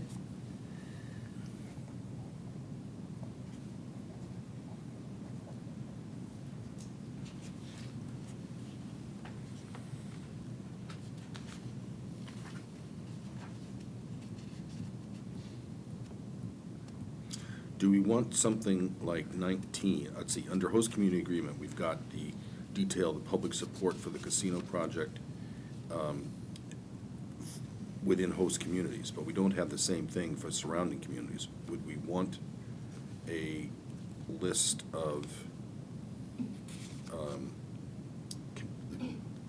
supporters within the communities, surrounding communities?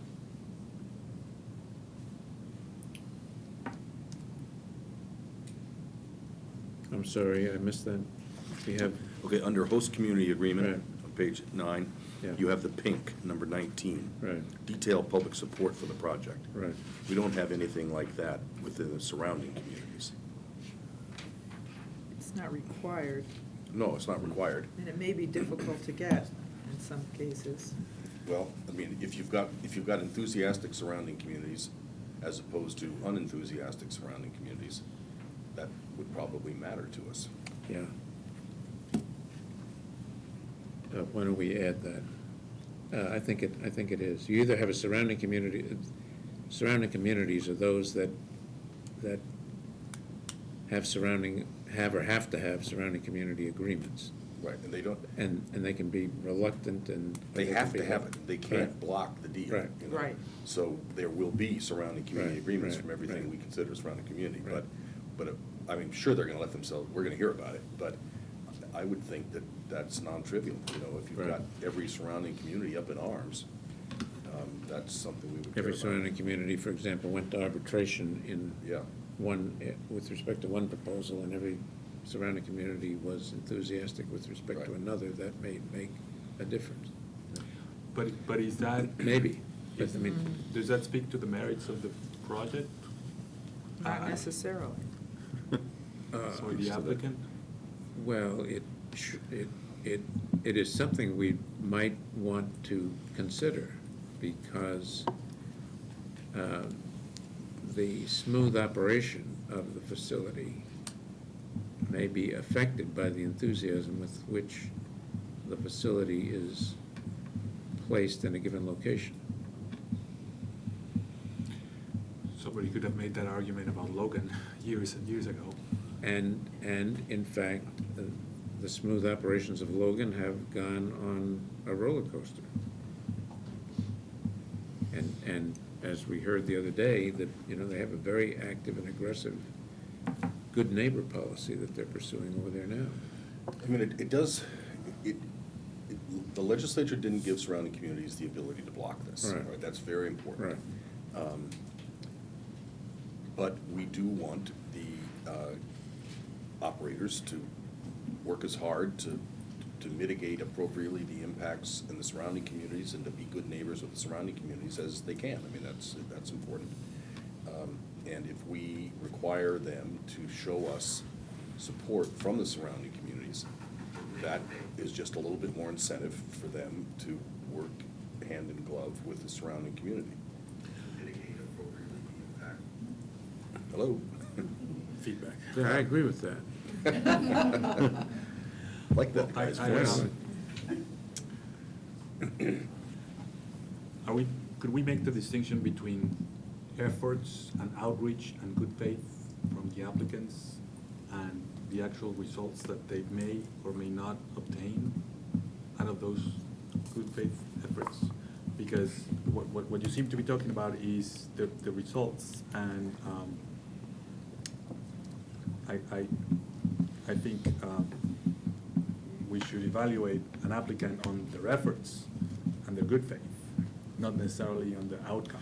Well, would it matter to you, and this is really an important conversation, because it's gonna get, would it matter to you whether whether surrounding communities were for or against a proposal? It would depend. It would depend on the circumstances. If there's sour grapes, because they also had an application and didn't, or there could be so many factors. Whether or not they were willing to negotiate in good faith, the surrounding community. I think that's not an easy question to answer. You have to look at the circumstance and the efforts. I think just judging on the results may be. Well, it wouldn't be just judging on the results, it would just be one. One factor, It's but- one more factor is, I don't know, it seems to me like the degree of support or lack of support, the degree of support, pro or con, of surrounding communities is a non-trivial issue. Well, to me. doesn't Maybe this? we get at it some other way. Well, I mean, as I said, it's not like they're not gonna tell us. We're gonna hear about this. Well, one way or the other. we already are. Yeah, right. Well, there's a process that the statute outlines for a local hearing and just general support. People may show up from surrounding communities, from the host community, and, or anywhere. And I think that's a process that we will do and we will listen to, and it's important. But I believe that singling out the results of the surrounding communities is a step ahead of what I'm comfortable with. Yeah, okay, that's fine. I mean, we're gonna know, and we will, as we go through the process, surrounding communities are gonna have an opportunity to make their opinions known to us, so it's not like we're not gonna know. So if you don't like that, it's fine with me. Good. Under host community agreement, I know it's required by statute number 919, describe in detail the public support for the casino project. The applicant has obtained, actually there in host and surrounding communities, in addition to that reflected by the host community vote, including the names and affiliations of all individuals, organizations, and groups that have given public support to the project. I mean, I just see a mountain of trees coming in and letters of support from everybody who, let's face it, is probably going to have supported the vote, supported the project by vote or what have you. Where I would be interested in either seeing additional information is more partnership-focused support. I'm supporting this application because XYZ applicant and my organization are going to partner on A, B, C, or D. Those, to me, would be stronger signals of support and cooperation than just Letters. letters, which, Just the Yeah. names is all that's required here, so. yeah. So- Again, I mean, it's information we have to collect because the statute says it, but in addition to that, a green category would be, those letters of support from organizations that support you being here because you're going to have a relationship on some functional level going forward. Yeah, well, maybe make that another point, and provide evidence of all the partnerships, marketing, purchasing, whatever, that you have with local entities. But didn't we do that in He's the already here, business yeah. development section? Yes, to some degree. Well, that would be business. Did that include nonprofits, the way it's? Oh, good point. Yeah, my intention is nonprofit or community-based organizations that they're going to have a relationship with, hopefully going forward. Just looking at that requirement is kind of a placeholder where they can talk about those additional relationships that they're going to have beyond, here's a list of every Tom, Harry, Dick, and Sally that supports our project. I don't know if we glean that much from. I agree. I evidence would, of- I would add that. I think, All right. yeah, I think that's a good addition. Would you too?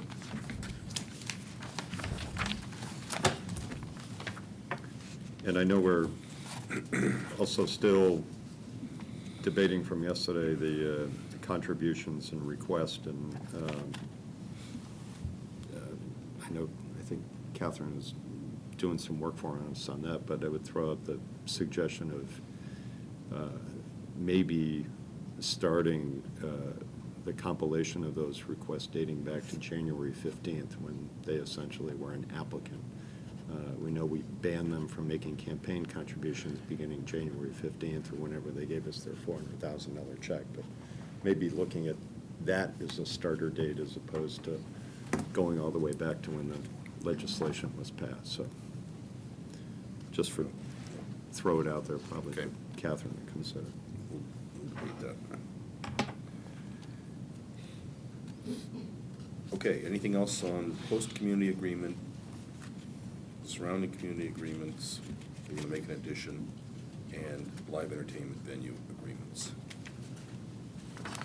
We're adding regional, something about regional things in there too. Right, good point. Right, Yep. Right. I would just, for clarification, the top of page 10, this is under live and impacted entertainment venues. I'd say list all communities or entities, since we know that. That the should cat- be entities. Should be entities, yeah, I had the same, I got the same thing. The last one there, provide a copy of all agreements or contracts containing a geographical exclusivity or limitation under which an entertainment appeared by an applicant or affiliate during the last 10 years. Yeah, that is designed to see whether we really have a problem. I mean, and so that may not be the best way to get at it. A live entertainment, an impacted live entertainment venue is in part going to be determined by whether or not the applicant uses these geographical exclusivity clauses. And we've asked in a lot of places for your track record on performing. So if the applicant comes in and says, I'm not going to do any geographical exclusivity, therefore there are no live and impacted entertainment venues, impacted live entertainment venues.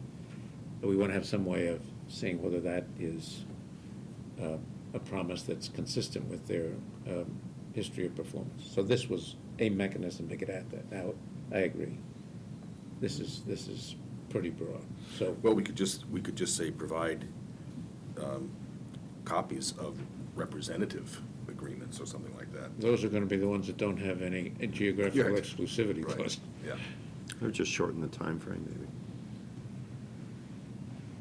Do a 5-year But it all period. depends. I mean, an exclusivity agreement in Las Vegas is a whole lot different from one in Macau, which is a whole lot different from one in Yeah, but we're Springfield. looking for patterns, right? And if you require all the contracts,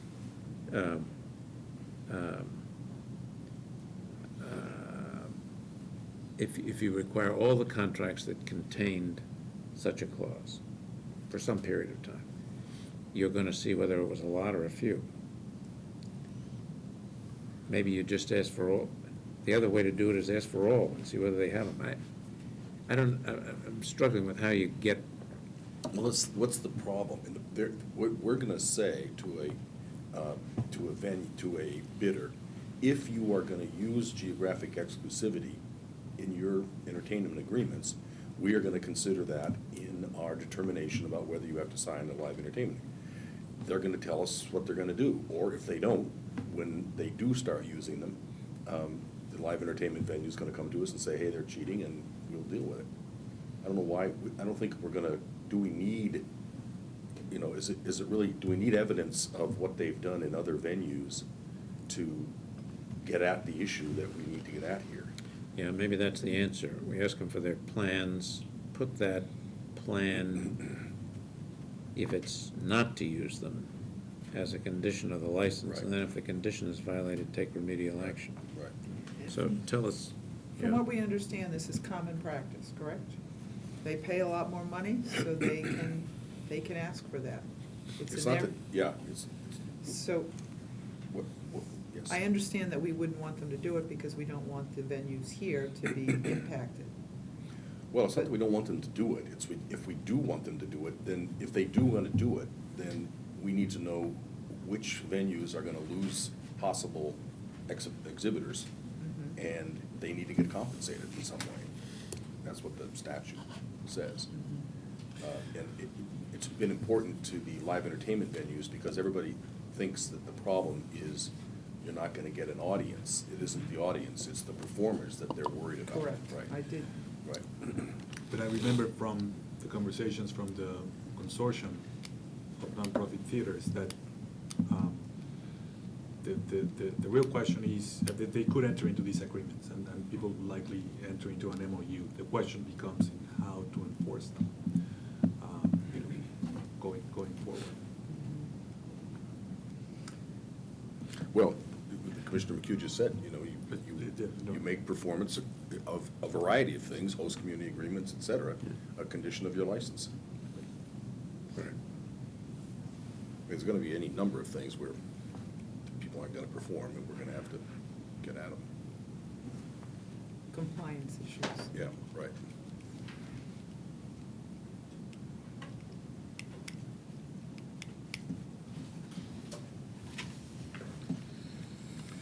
So, I guess we take this one out and Right. and frame it a little differently. Reframe it, just Right. tell us your plans, Right. practices for use of geographic exclusivity agreements. We should probably just do this. Under protect and enhance the lottery, I thought we might want to run this by the lottery. I mean, they might have some suggestions. You want me to do that? Are you gonna do it? I'll do it. Okay. We worked with them on the, Yeah, right, okay. on the charitable gaming, so I'll just go back to the same folks. Okay. And the same on the problem gambling. We ought to run this section by Marlene and her people. Sure. Although, yes, we should do that. I reiterate, though, that these came out of it came from a different source, didn't it? It came from the Cambridge Health Alliance, yeah. So we ought to run these by. Right.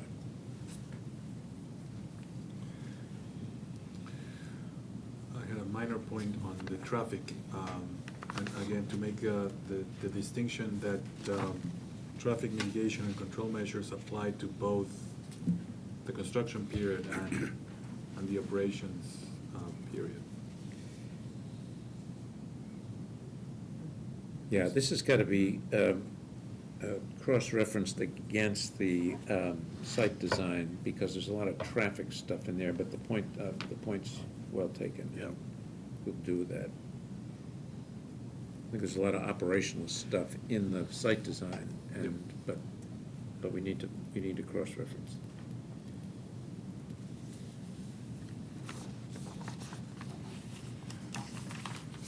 I think we should read to the audience, Yeah.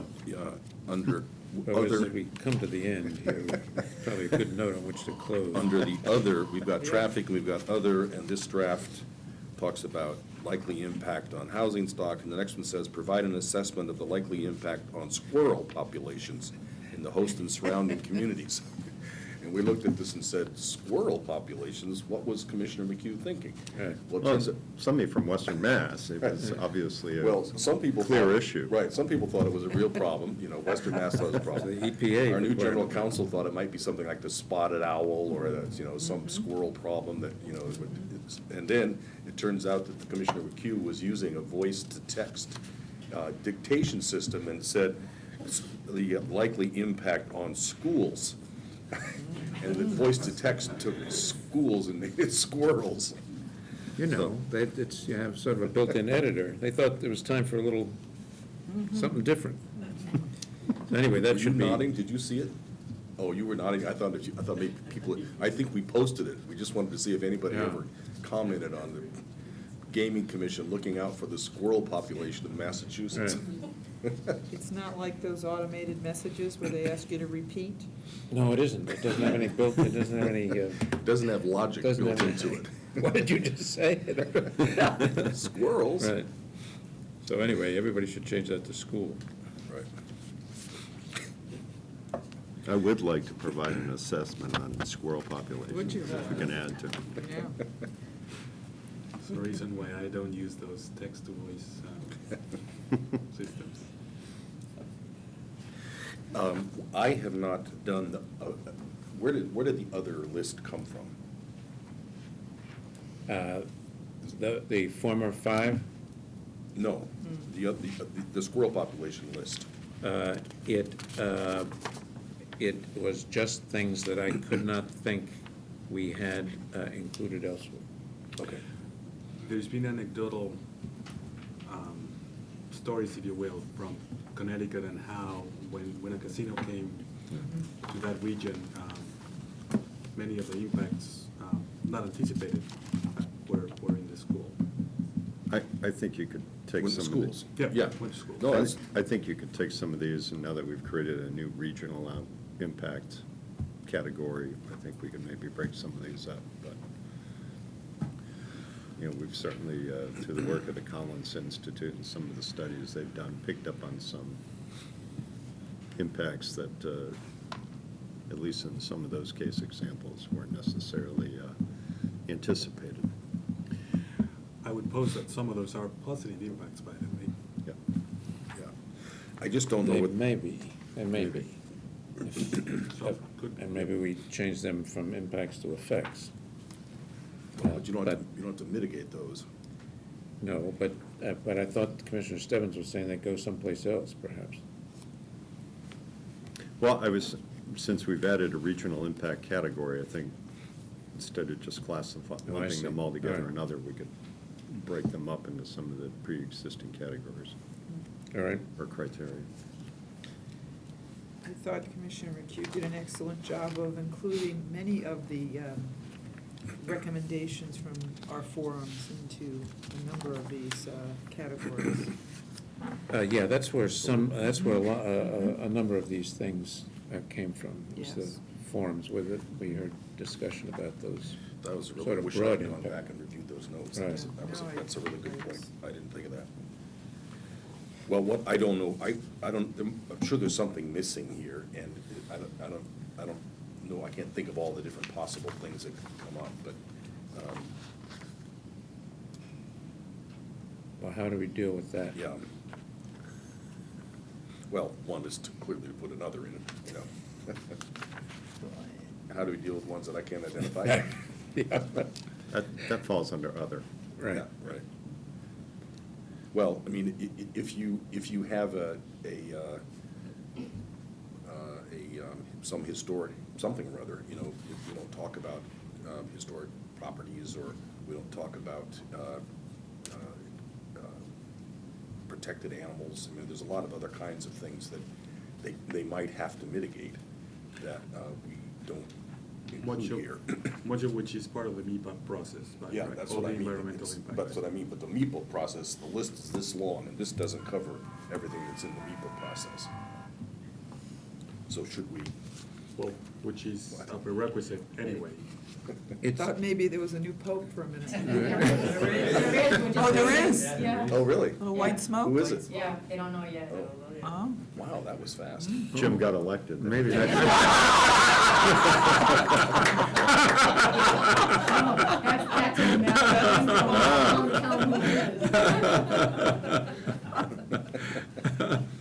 That's great. So, so how do we deal with that? I mean, I think we care that there's a whole bunch of other mitigation things that ought to be covered somehow or other here. well, this is our, remember, the function of this is to say that we're setting out the things that we're going to use as evaluation criteria. There are some things that just have to be complied with. The whole MIPA process, we've got an extensive set of regulations that deal with reporting to us about the MIPA process, and there are limitations on our ability to issue a license at all until that process has been complied with. So compliance with the MIPA process is not so much an evaluation criterion as it is a gating factor. Well, maybe it's And- a prerequisite. Uh, Put MIPA in as, compliance with MIPA as a prerequisite. Yeah, we could certainly do that. And there may be other prerequisites that we ought to put in here as well. And let me double check that, but we could put a compliance with the MIPA process as a prerequisite. I guess it's not yeah, it probably is a statutory prerequisite. Well, it's a statutory prerequisite under MIPA. Right, yeah. And you can't issue a license, nobody can issue a license or a permit, I guess, unless we comply with MIPA, is that right? Yes. Yeah. So that's just a go, no-go Yeah, thing. right, right. Yeah, I And understand that's that. why our license, in fact, has to be conditional until that MIPA process is met. And that's what we're setting up in the regs, right? That's already included. Right, right. So, We're covered. So we don't have to include it We don't again. have to include it here. Other than, as a condition of their application, we ask them to give us their ENF certificate. yes, the application, this is not everything that's gonna be in the Right, this is just the application. evaluation This is just criteria, the places where we have the power to, or the obligation to evaluate. There are other things that have to be in here and will be in here, and we'll add them. This is just what we're gonna use as the judgment. Looking at that last category, the other category,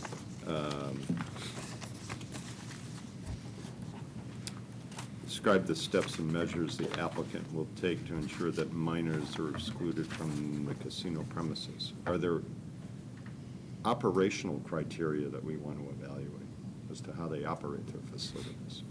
Track record information, because we've asked for it in other parts. Yeah, I actually had a catch-all, That's interesting. demonstrate best practices mitigation plans elsewhere. Demonstrate that you practice what you're preaching here in other jurisdictions. Something like that. Does that do what you're getting at? Yeah, I mean, do they consistently In violation of? get robbed because they have lax security? I mean, Okay, I no, just that's a saw it different- kind of that's a- picking up on the minors question, but That's actually a different point that you're making, okay? it's more of an operational Yes. practice. but Right, may we get haven't into- said anything about inside the building. Do we care? Well, we have, in the We site have. selection, in the site design, we've talked about security inside and outside. Um,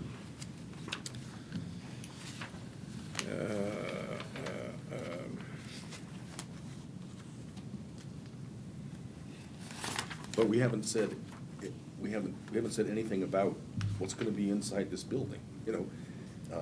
It's, I mean, I've said a little bit about it, but this whole thing is about a casino, and we haven't said anything about the casino. Yeah, we have.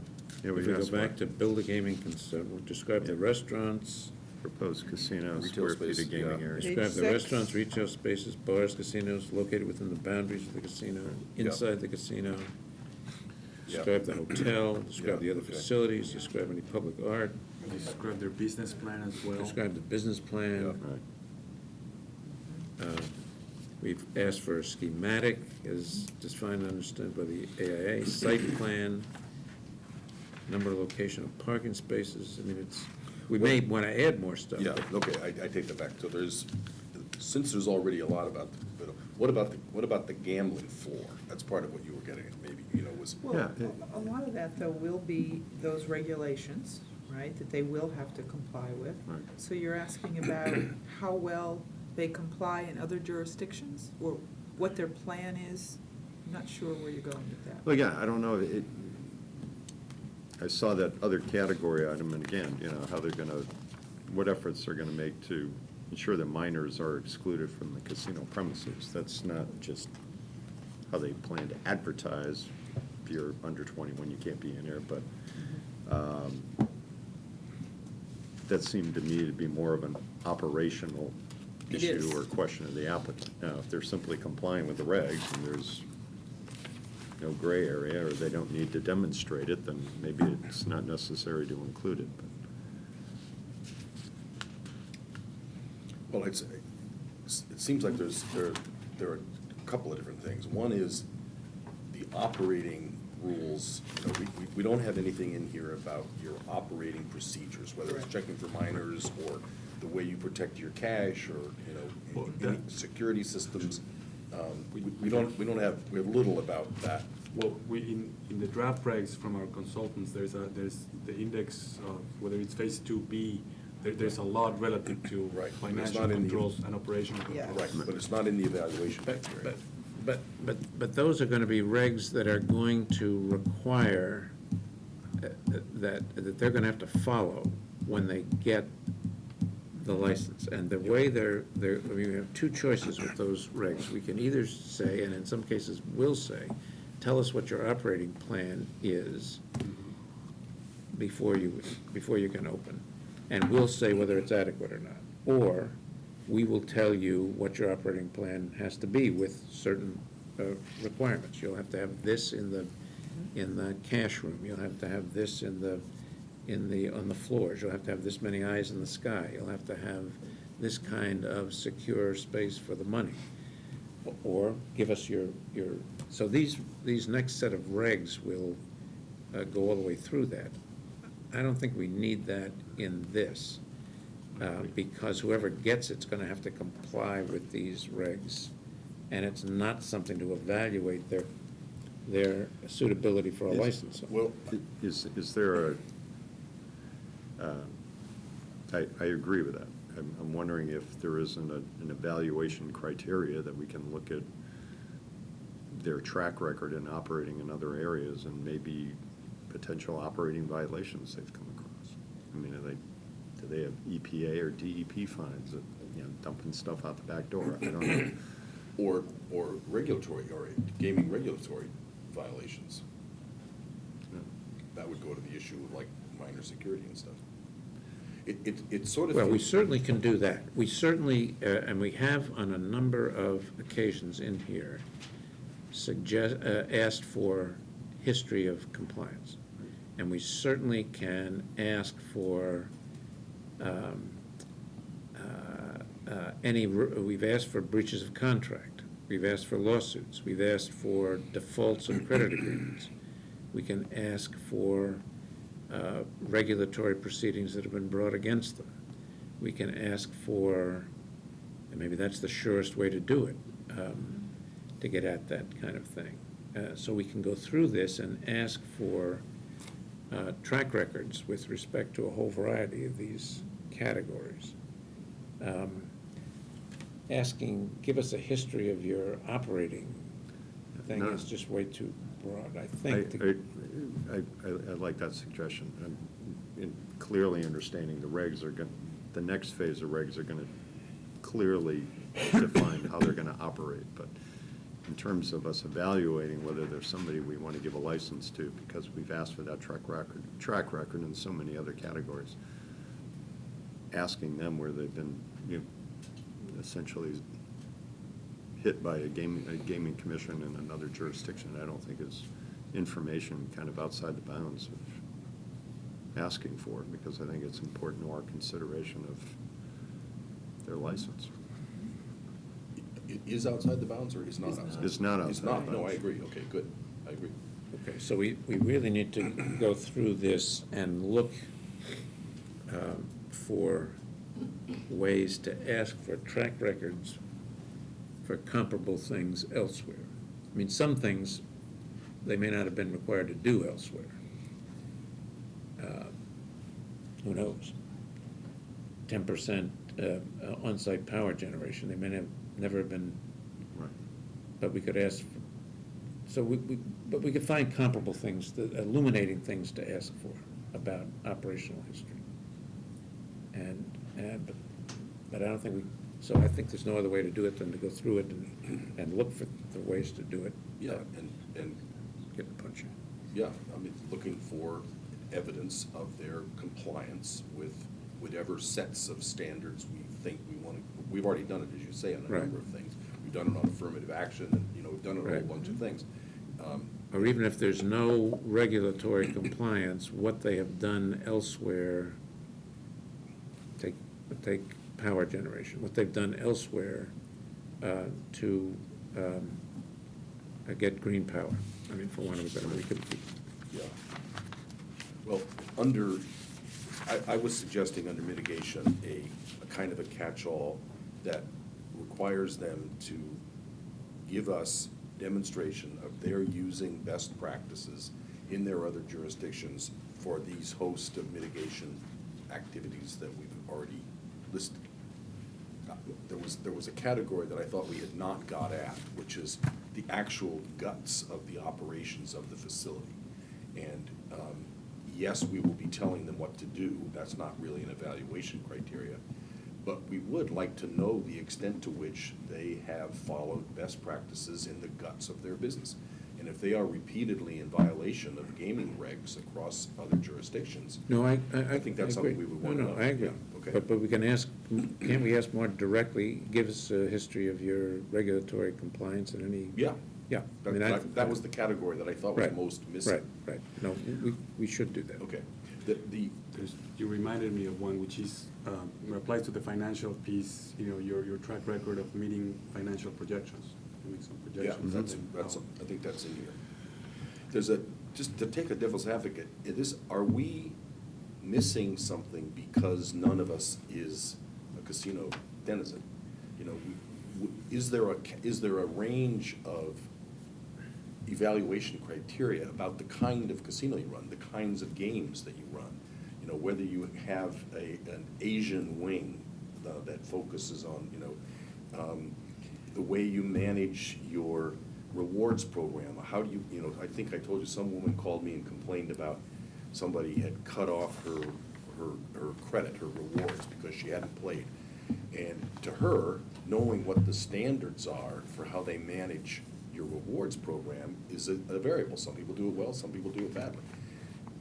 Is there some category of criteria about the gaming business itself that we would want to know to evaluate that doesn't come to the top of our heads because none of us goes into these places?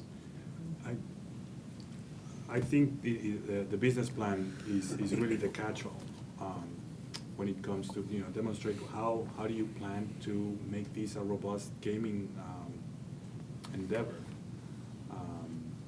And then let them tell us everything they do, whether it's by loyalty, how they manage their loyalty programs, how they market themselves, what kind of population they target or not target. Well, if that's what you mean by business plan, I think we should expand on that and make sure they understand that. That's what I think the business plan really Yeah. means. Yeah. They're the crux of their gaming business plan. Yeah, I think that is important, and these are, a lot of these are shorthand for something that, the narrative of which will be longer. Right. And,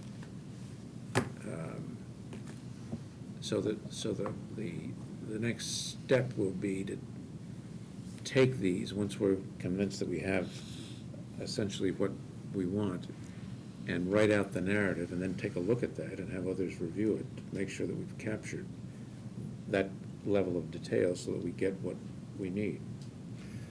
But it does seem to me that these criteria are reflecting, among other things, our set of values, Well, they're our set reflecting- of experience. They're reflecting, the criteria are reflecting more than that. They I said come- among other things. Oh, yeah. But we're bringing our own experience and our own value structure to the law and the whole lot of things, but including that. But there's nobody sitting here who plays in casinos. No. There's No, nowhere that's right. looking at this That's saying, right. hey, I want this to be the best casino floor in the world. Right. We don't know what one is. Which is why your suggestion I to would have disagree. the consultants take a look is a Right. good idea. Right. And I do know that many other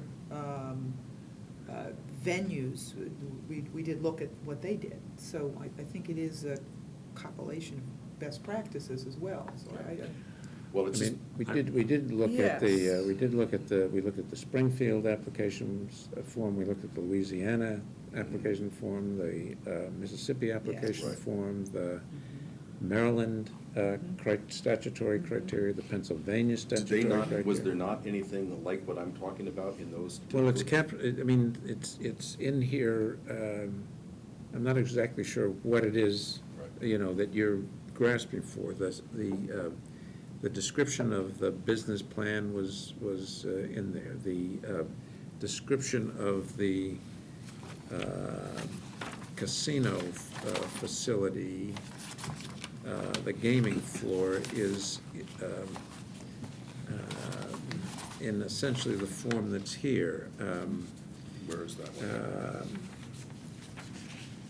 one? It's on page 6, 5, the first bullet. Describe the proposed casino, including the square feet of gaming area, the number of types of table games, number of slot machines it will contain. That's what's been used elsewhere. Now, we can amplify on all these things, and we could get some help from the consultants to do it. I'm not suggesting we shouldn't. Yeah, and I'm just playing devil's advocate. Right. Because of who we are, Right, we have not right. asked No, the no, question, it's how do we fair. make this the best casino floor Right. in the world? You know, Right. we haven't looked for, except, you know, we just brought up the idea of Right. iGaming and innovations. Right. But we've not talked about looking for innovations on the casino floor. We've not talked about being the best casino floor in the world. And somewhere or other, it seems to me, I think asking the consultants to look at it from that standpoint, it might even be something just to think about, Commissioner Stebbins, to have on our list of outside resources. Because it is interesting, you know, we're spending a lot more time talking about, you know, fit with the culture of the community than we are talking about a great casino experience. And Right. I just think we need to think Right. that through. Right. No, I don't disagree with that. I think Would number of internal complaints be relevant? Yeah. You know, That would go back to the other I point know, about I internal know. operations. I think that is relevant. I think, again, you know, track record relative to other jurisdictions will speak volumes. The number of visitors, Yeah. the number of revenues, Mhm. their place in the rankings. I suspect they will tell us where they rank in every jurisdiction that they see is feasible and what their history has been. And I will also take a little exception to the notion that we don't know what a good casino looks like. Because I think we've been at it for a little while now. And, Well, I just. I know what you mean. Yeah, but- I mean, I at least don't have any idea what somebody who loves casinos would consider critical variables in what makes a great casino experience on the floor. Well- I wouldn't, I don't know about that. Because there's a lot of people who like very different casinos. There's a lot of flavors about everything. You know, we all know what restaurants we like, and we could disagree on that too. And I think their business acumen or plan will, I'd like to think that some may propose varying degrees of restaurants because they want to target different segments, or not, because they want to target one segment. And we'll have to let them tell us what that plan is. I'll be interested in looking at their information they provide in terms of financial projections and how that aligns with how, you know, the casino and the operations of the facility lay out. I mean, if you're projecting revenues of a certain amount of money, well, that's got to be based on a certain amount of return per table game, certain amount of return for slot machines, et cetera. So I think you start to shrink that divide between what is a good gaming floor. I mean, we have a criteria of offer higher and best value to create and secure a robust gaming market. I mean, they're not going to be able to do that by not having a pretty good strategy and business Right. plan, but it's Yeah. maybe aligning the two more closely. the projections are hard to evaluate. Which is where we will require Right. experts to help. Singapore didn't do it, right, because they thought that they were going to give you projections that would enhance their, Right. Really? Singapore, I didn't remember that. they did not use projected gaming revenue as because they thought they're giving us their own internal numbers, and we don't think that's relevant. I don't remember that. But there's got to be some industry standards between return on a Yeah. slot machine Right. and coming out the other end of the door with a You're talking revenue about projection. return on winnings, not return on, not. No, the amount of money that's gambled per machine, the productivity per machine is, gives you the gross revenues, basically. And that's right, that if they're claiming they're gonna have, whatever, 80% utilization as opposed to 65% utilization. Mhm. That is that's- relevant. So there's some Yeah. pieces that that people who know more than we do could help us make judgments about that. I want to come quickly back to this question we've had about categories in which we're asking for potentially 10 years of experience, or what's your track record, et cetera. I think we're going to find categories or part of the application process where an applicant's going to claim to, I hire X amount of people locally, and that's been our track record. Okay, well, hopefully, we'll ask you, you'll demonstrate that by including that track record information. Or we have a 95% retention record. I think broadly, maybe we can say, if you're going to make a claim based on your operations at other facilities, please include that track record as something to back up your claim. Don't just give us the claim, back it up with information. And it may be less about us picking and choosing where we want that 10-year historical data and telling them, if you're going to make a claim of your success record, then you show it to us. Yeah. I agree with that. I mean, I think that in an awful lot of places that is That's- here. that's Right. It says, show us evidence that you've done what you're Right, claiming. but instead of us going back and picking and choosing where we want that historical data, putting the onus on the applicant to say, if you're gonna make an argument every based on assertion your- you're gonna make, Yeah, for every every assertion you're promise gonna you're make, gonna make, yeah. show us the evidence. Right. Okay. I have some, if that's it for through page 11, I had some notes from yesterday's meeting that I just wanted to throw out, and I wish I had done what you just referred to, which is go back through all of our forms, but unfortunately I didn't. But, so just running through this, do we want to have, do we want to have something about, that would get at, maybe this is implicit, touching base with Massport, for that anybody, but particularly the Eastern Mass folks, or maybe it's touching base with regional transportation authorities, because it would not be just Massport, it would Right. be the Yes. regional transit authorities, so maybe add that in. It was a thought that really didn't come to us until we heard. So that was one. And tourism, I think we do have, I think we've covered the tourism waterfront in here, but that was certainly another one that we talked about yesterday. I think Right. that's there, the regional transportation authorities are not. Right. Jim Rooney said, if you ask him, I think it was Jim, no, you asked Betsy Wall, no, it was Jim Rooney, what would be your top criteria? And he said, no competition for trade shows, et cetera, in exhibit space. And we do ask for what their plans are with respect to exhibit space. And looking for ways to leverage success externally. I think we clearly get at that. Right. And we made more in number Right. 5. The whole notion of an outward-looking structure, which was a theme that we've talked about, an outward-looking structure / plan / strategy. We certainly get at that on a piecemeal basis.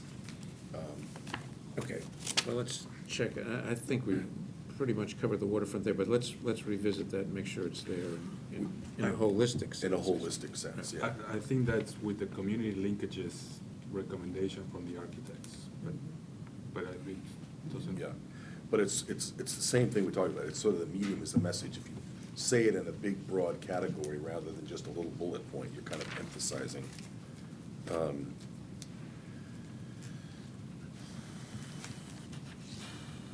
We talked about having MOT on the checklist, collaboration with MOT, Mass Office of Travel and Tourism. Yeah, I think we've got that. Right, okay. The tie to the mass spirit of innovation, This That's gets the to new The new 5. 5 issue, right. Mention Massachusetts in the marketing materials or branding strategies. Jim Rooney's statement, we talked about, he doesn't like destination resort casinos, he likes resort casinos in a destination. Well, that ties, I mean, that was part of that whole outward-looking Right. discussion, Yeah. right? I mean, that's all part of Right, that. right.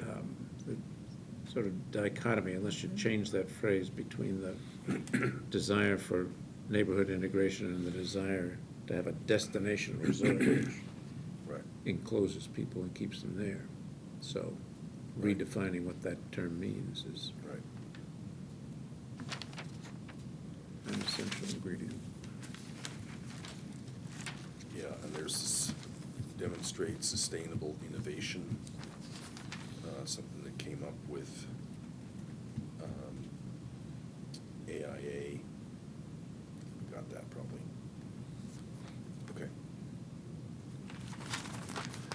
Well, then, I have a little bit of a feeling like this is the most important conversation we're ever gonna have. This is putting out on the table the criteria that we're gonna use to evaluate these proposals. That's what we're being paid to do. And I somehow feel like we're laboring mightily. I don't know whether, is this it? I mean, do we feel good? Have we missed anything? Or- Well, I think we need to do another draft. Well, I agree with and that, yeah. And, I mean, clearly another draft, and I think we have to have another conversation like this. Yeah. And I think the question is one of timing. I think we need to have another conversation about the left-hand column and lock the left-hand column down. And I think the new 5, some input from the consultants, will help us do that. And then I think, as I said before, we have more time and should take more time to refine the right-hand column, because that's the evidence that we're looking for. And then begin to design from that the application form itself, which will lead to other discussions. But for purposes of the regulation process, which is the most important process we have right now, the most time-sensitive, I should say, process that we have right now. Right. I think we need to really figure out how to lock down the left-hand column. I think we're pretty close there. And so maybe we ought to, not maybe, I think by next week, we ought to have another conversation like this about the left-hand column. Yeah. Informed by our revisions to the right-hand column, Right, perhaps. right. But one in which we lock that down. And then, as I say, we can, I think, we'll check and see whether we can create in the regulations an escape clause for things that we think about later on, provided that we give notice and an opportunity to respond to everybody who might be affected by it. But try to get it as close as we can to final. Does that make sense? Yeah. Yes. That makes sense. I would say that I think this is this is shorthand for a very comprehensive application. There's a lot of documents that I see behind each one of these bullet points of evidence. When we talk about financials and track record and et cetera. So it's and I think we placed in the appropriate buckets everything that the statute directs us to evaluate, which I think in and of itself is very comprehensive. So I feel pretty confident that Yeah. we're very close. And a lot of added value as well. And what? It's not just the statute, there's a lot of added value Yeah. pieces here. Right. Do we want a sort of a rhetorical something or other? Do we want to set this to music? Do we want to put something that sort of, it puts a paragraph about what we want, trying to create an Yeah. articulate aspirational goal? Yeah, I think we do absolutely want to do that. I think understanding that this is the sort of linear guts of the application form, rather than the entire application form, is helpful to keep in mind. Right. Because Yeah, right. the vision for the application Right. form is going to include a bunch of stuff that isn't here. Mm-hmm. There are even some statutory things that aren't here that have to be in the application form, although they're not evaluation criteria. Right? Some studies that we have to request and the like. That'll be in the application form. And the instructions in the application form will contain what people are supposed to do. And then this overall, these things like the overall goal, what we're looking for, Right. will be in the form. And then during the course of the presentations, we're going to be looking for what people say and tell us. So this is one piece, but it's almost a, I don't want to say the sort of like the furnace room of the, Right. of the thing, but it's a sort of the operational driver Right, of. yeah. of- Well, you end up sort of feeling like we're in the weeds and lost the big We are. picture. We are in the And we are weeds. in the weeds, right. Right. And so, Right. at some point, we might want to just Right. re-sculpt that big picture, so. Right, right. And it seems to me the elusive piece of this has been this piece that Right. caused topic 5 to disappear. And if we can capture that elusive thing in Right. 5, even though at a low level, we'll be able to elevate our gaze and create a sort of overarching statement of what we're looking for, to flesh out the concept of the best destination resort casino that's achievable. Right. Okay. So the question is, mechanically, what is the next step? I can certainly take a crack at revision based on my capturing of what we've said today, plus what you're going to give me Yes. to simply reduce to writing the things that you've said publicly here today. Circulate that, and when we reconvene, focus on the criteria as informed by the other things. We might also be able to, so that's one way to do it.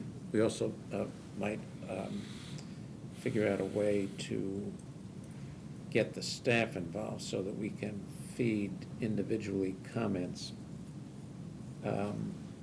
before the next step without blowing it all up and starting all over again. So let's think about that. But at least we could take a crack at redrafting this with the eye toward the criteria and locking down the criteria. And you've set out next week as trying to nail the criteria. Yeah, I would really like to do that with, I'm thinking, I say that because our regulations now have a hole in them for the criteria, a placeholder. The draft regs have a placeholder for that. They have a placeholder for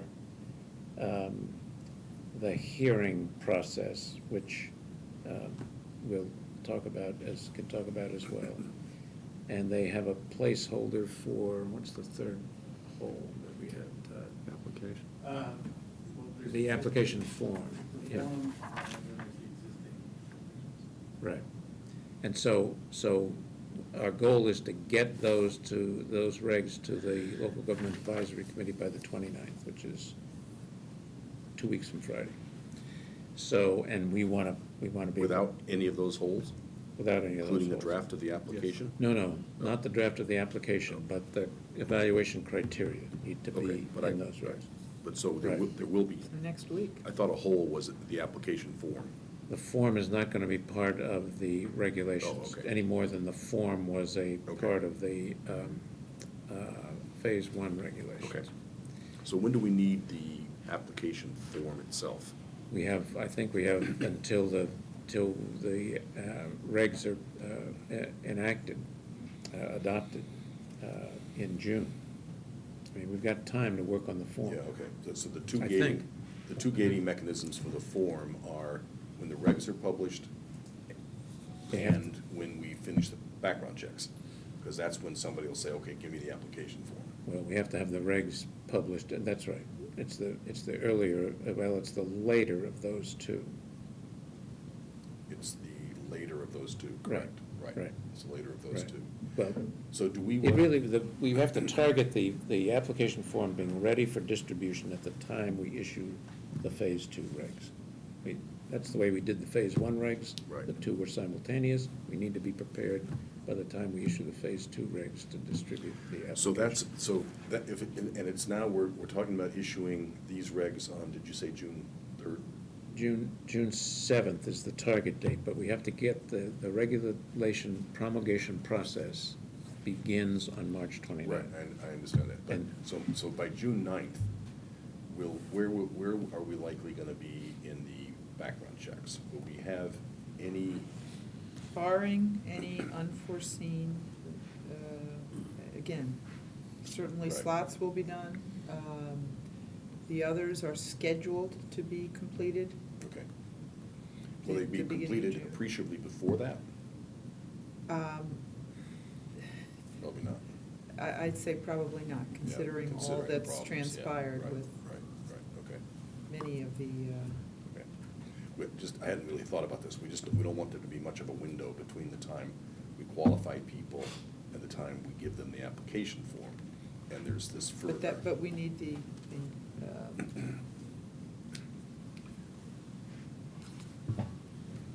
okay, so Host and by the surrounding. time we need the agreements in place as well, right? Yep, host and surrounding Yeah, community agreement. which they could have. Not before we give them the application form. We can't give them the application form before we publish the regs. Right, Right. right. And I would just, So we're free to, And- so we've really got until June 9th to finish so after from suitability. that standpoint, yeah, for suitability. Yeah, right. Right, Mhm. okay. There's a lot of moving pieces. Right. Okay. Anything else that you need from us for this next round? No. This meeting? Anything else, evaluation criteria? No, we simply have to schedule and figure out when when and how we're gonna have that next meeting to discuss the next round of this. We don't have to do that right now. I mean, we Well- might be able to do it. Well, we have our meeting in Fall River next week. Right. As part of that meeting. Well, I'm not sure we wanna do that. With so We many could talk people about it, we scheduled could to talk about it. speak. Right. Yeah. We could talk about that. I just don't think we have to decide that right now. Yeah, okay, all right. Posting issues though, right? We'd have to decide by the end of this week. Yeah. Right. Right, right. Okay, I guess we need a motion to adjourn. So moved. Second? Second. In favor? Aye. Aye. Thank you, everybody.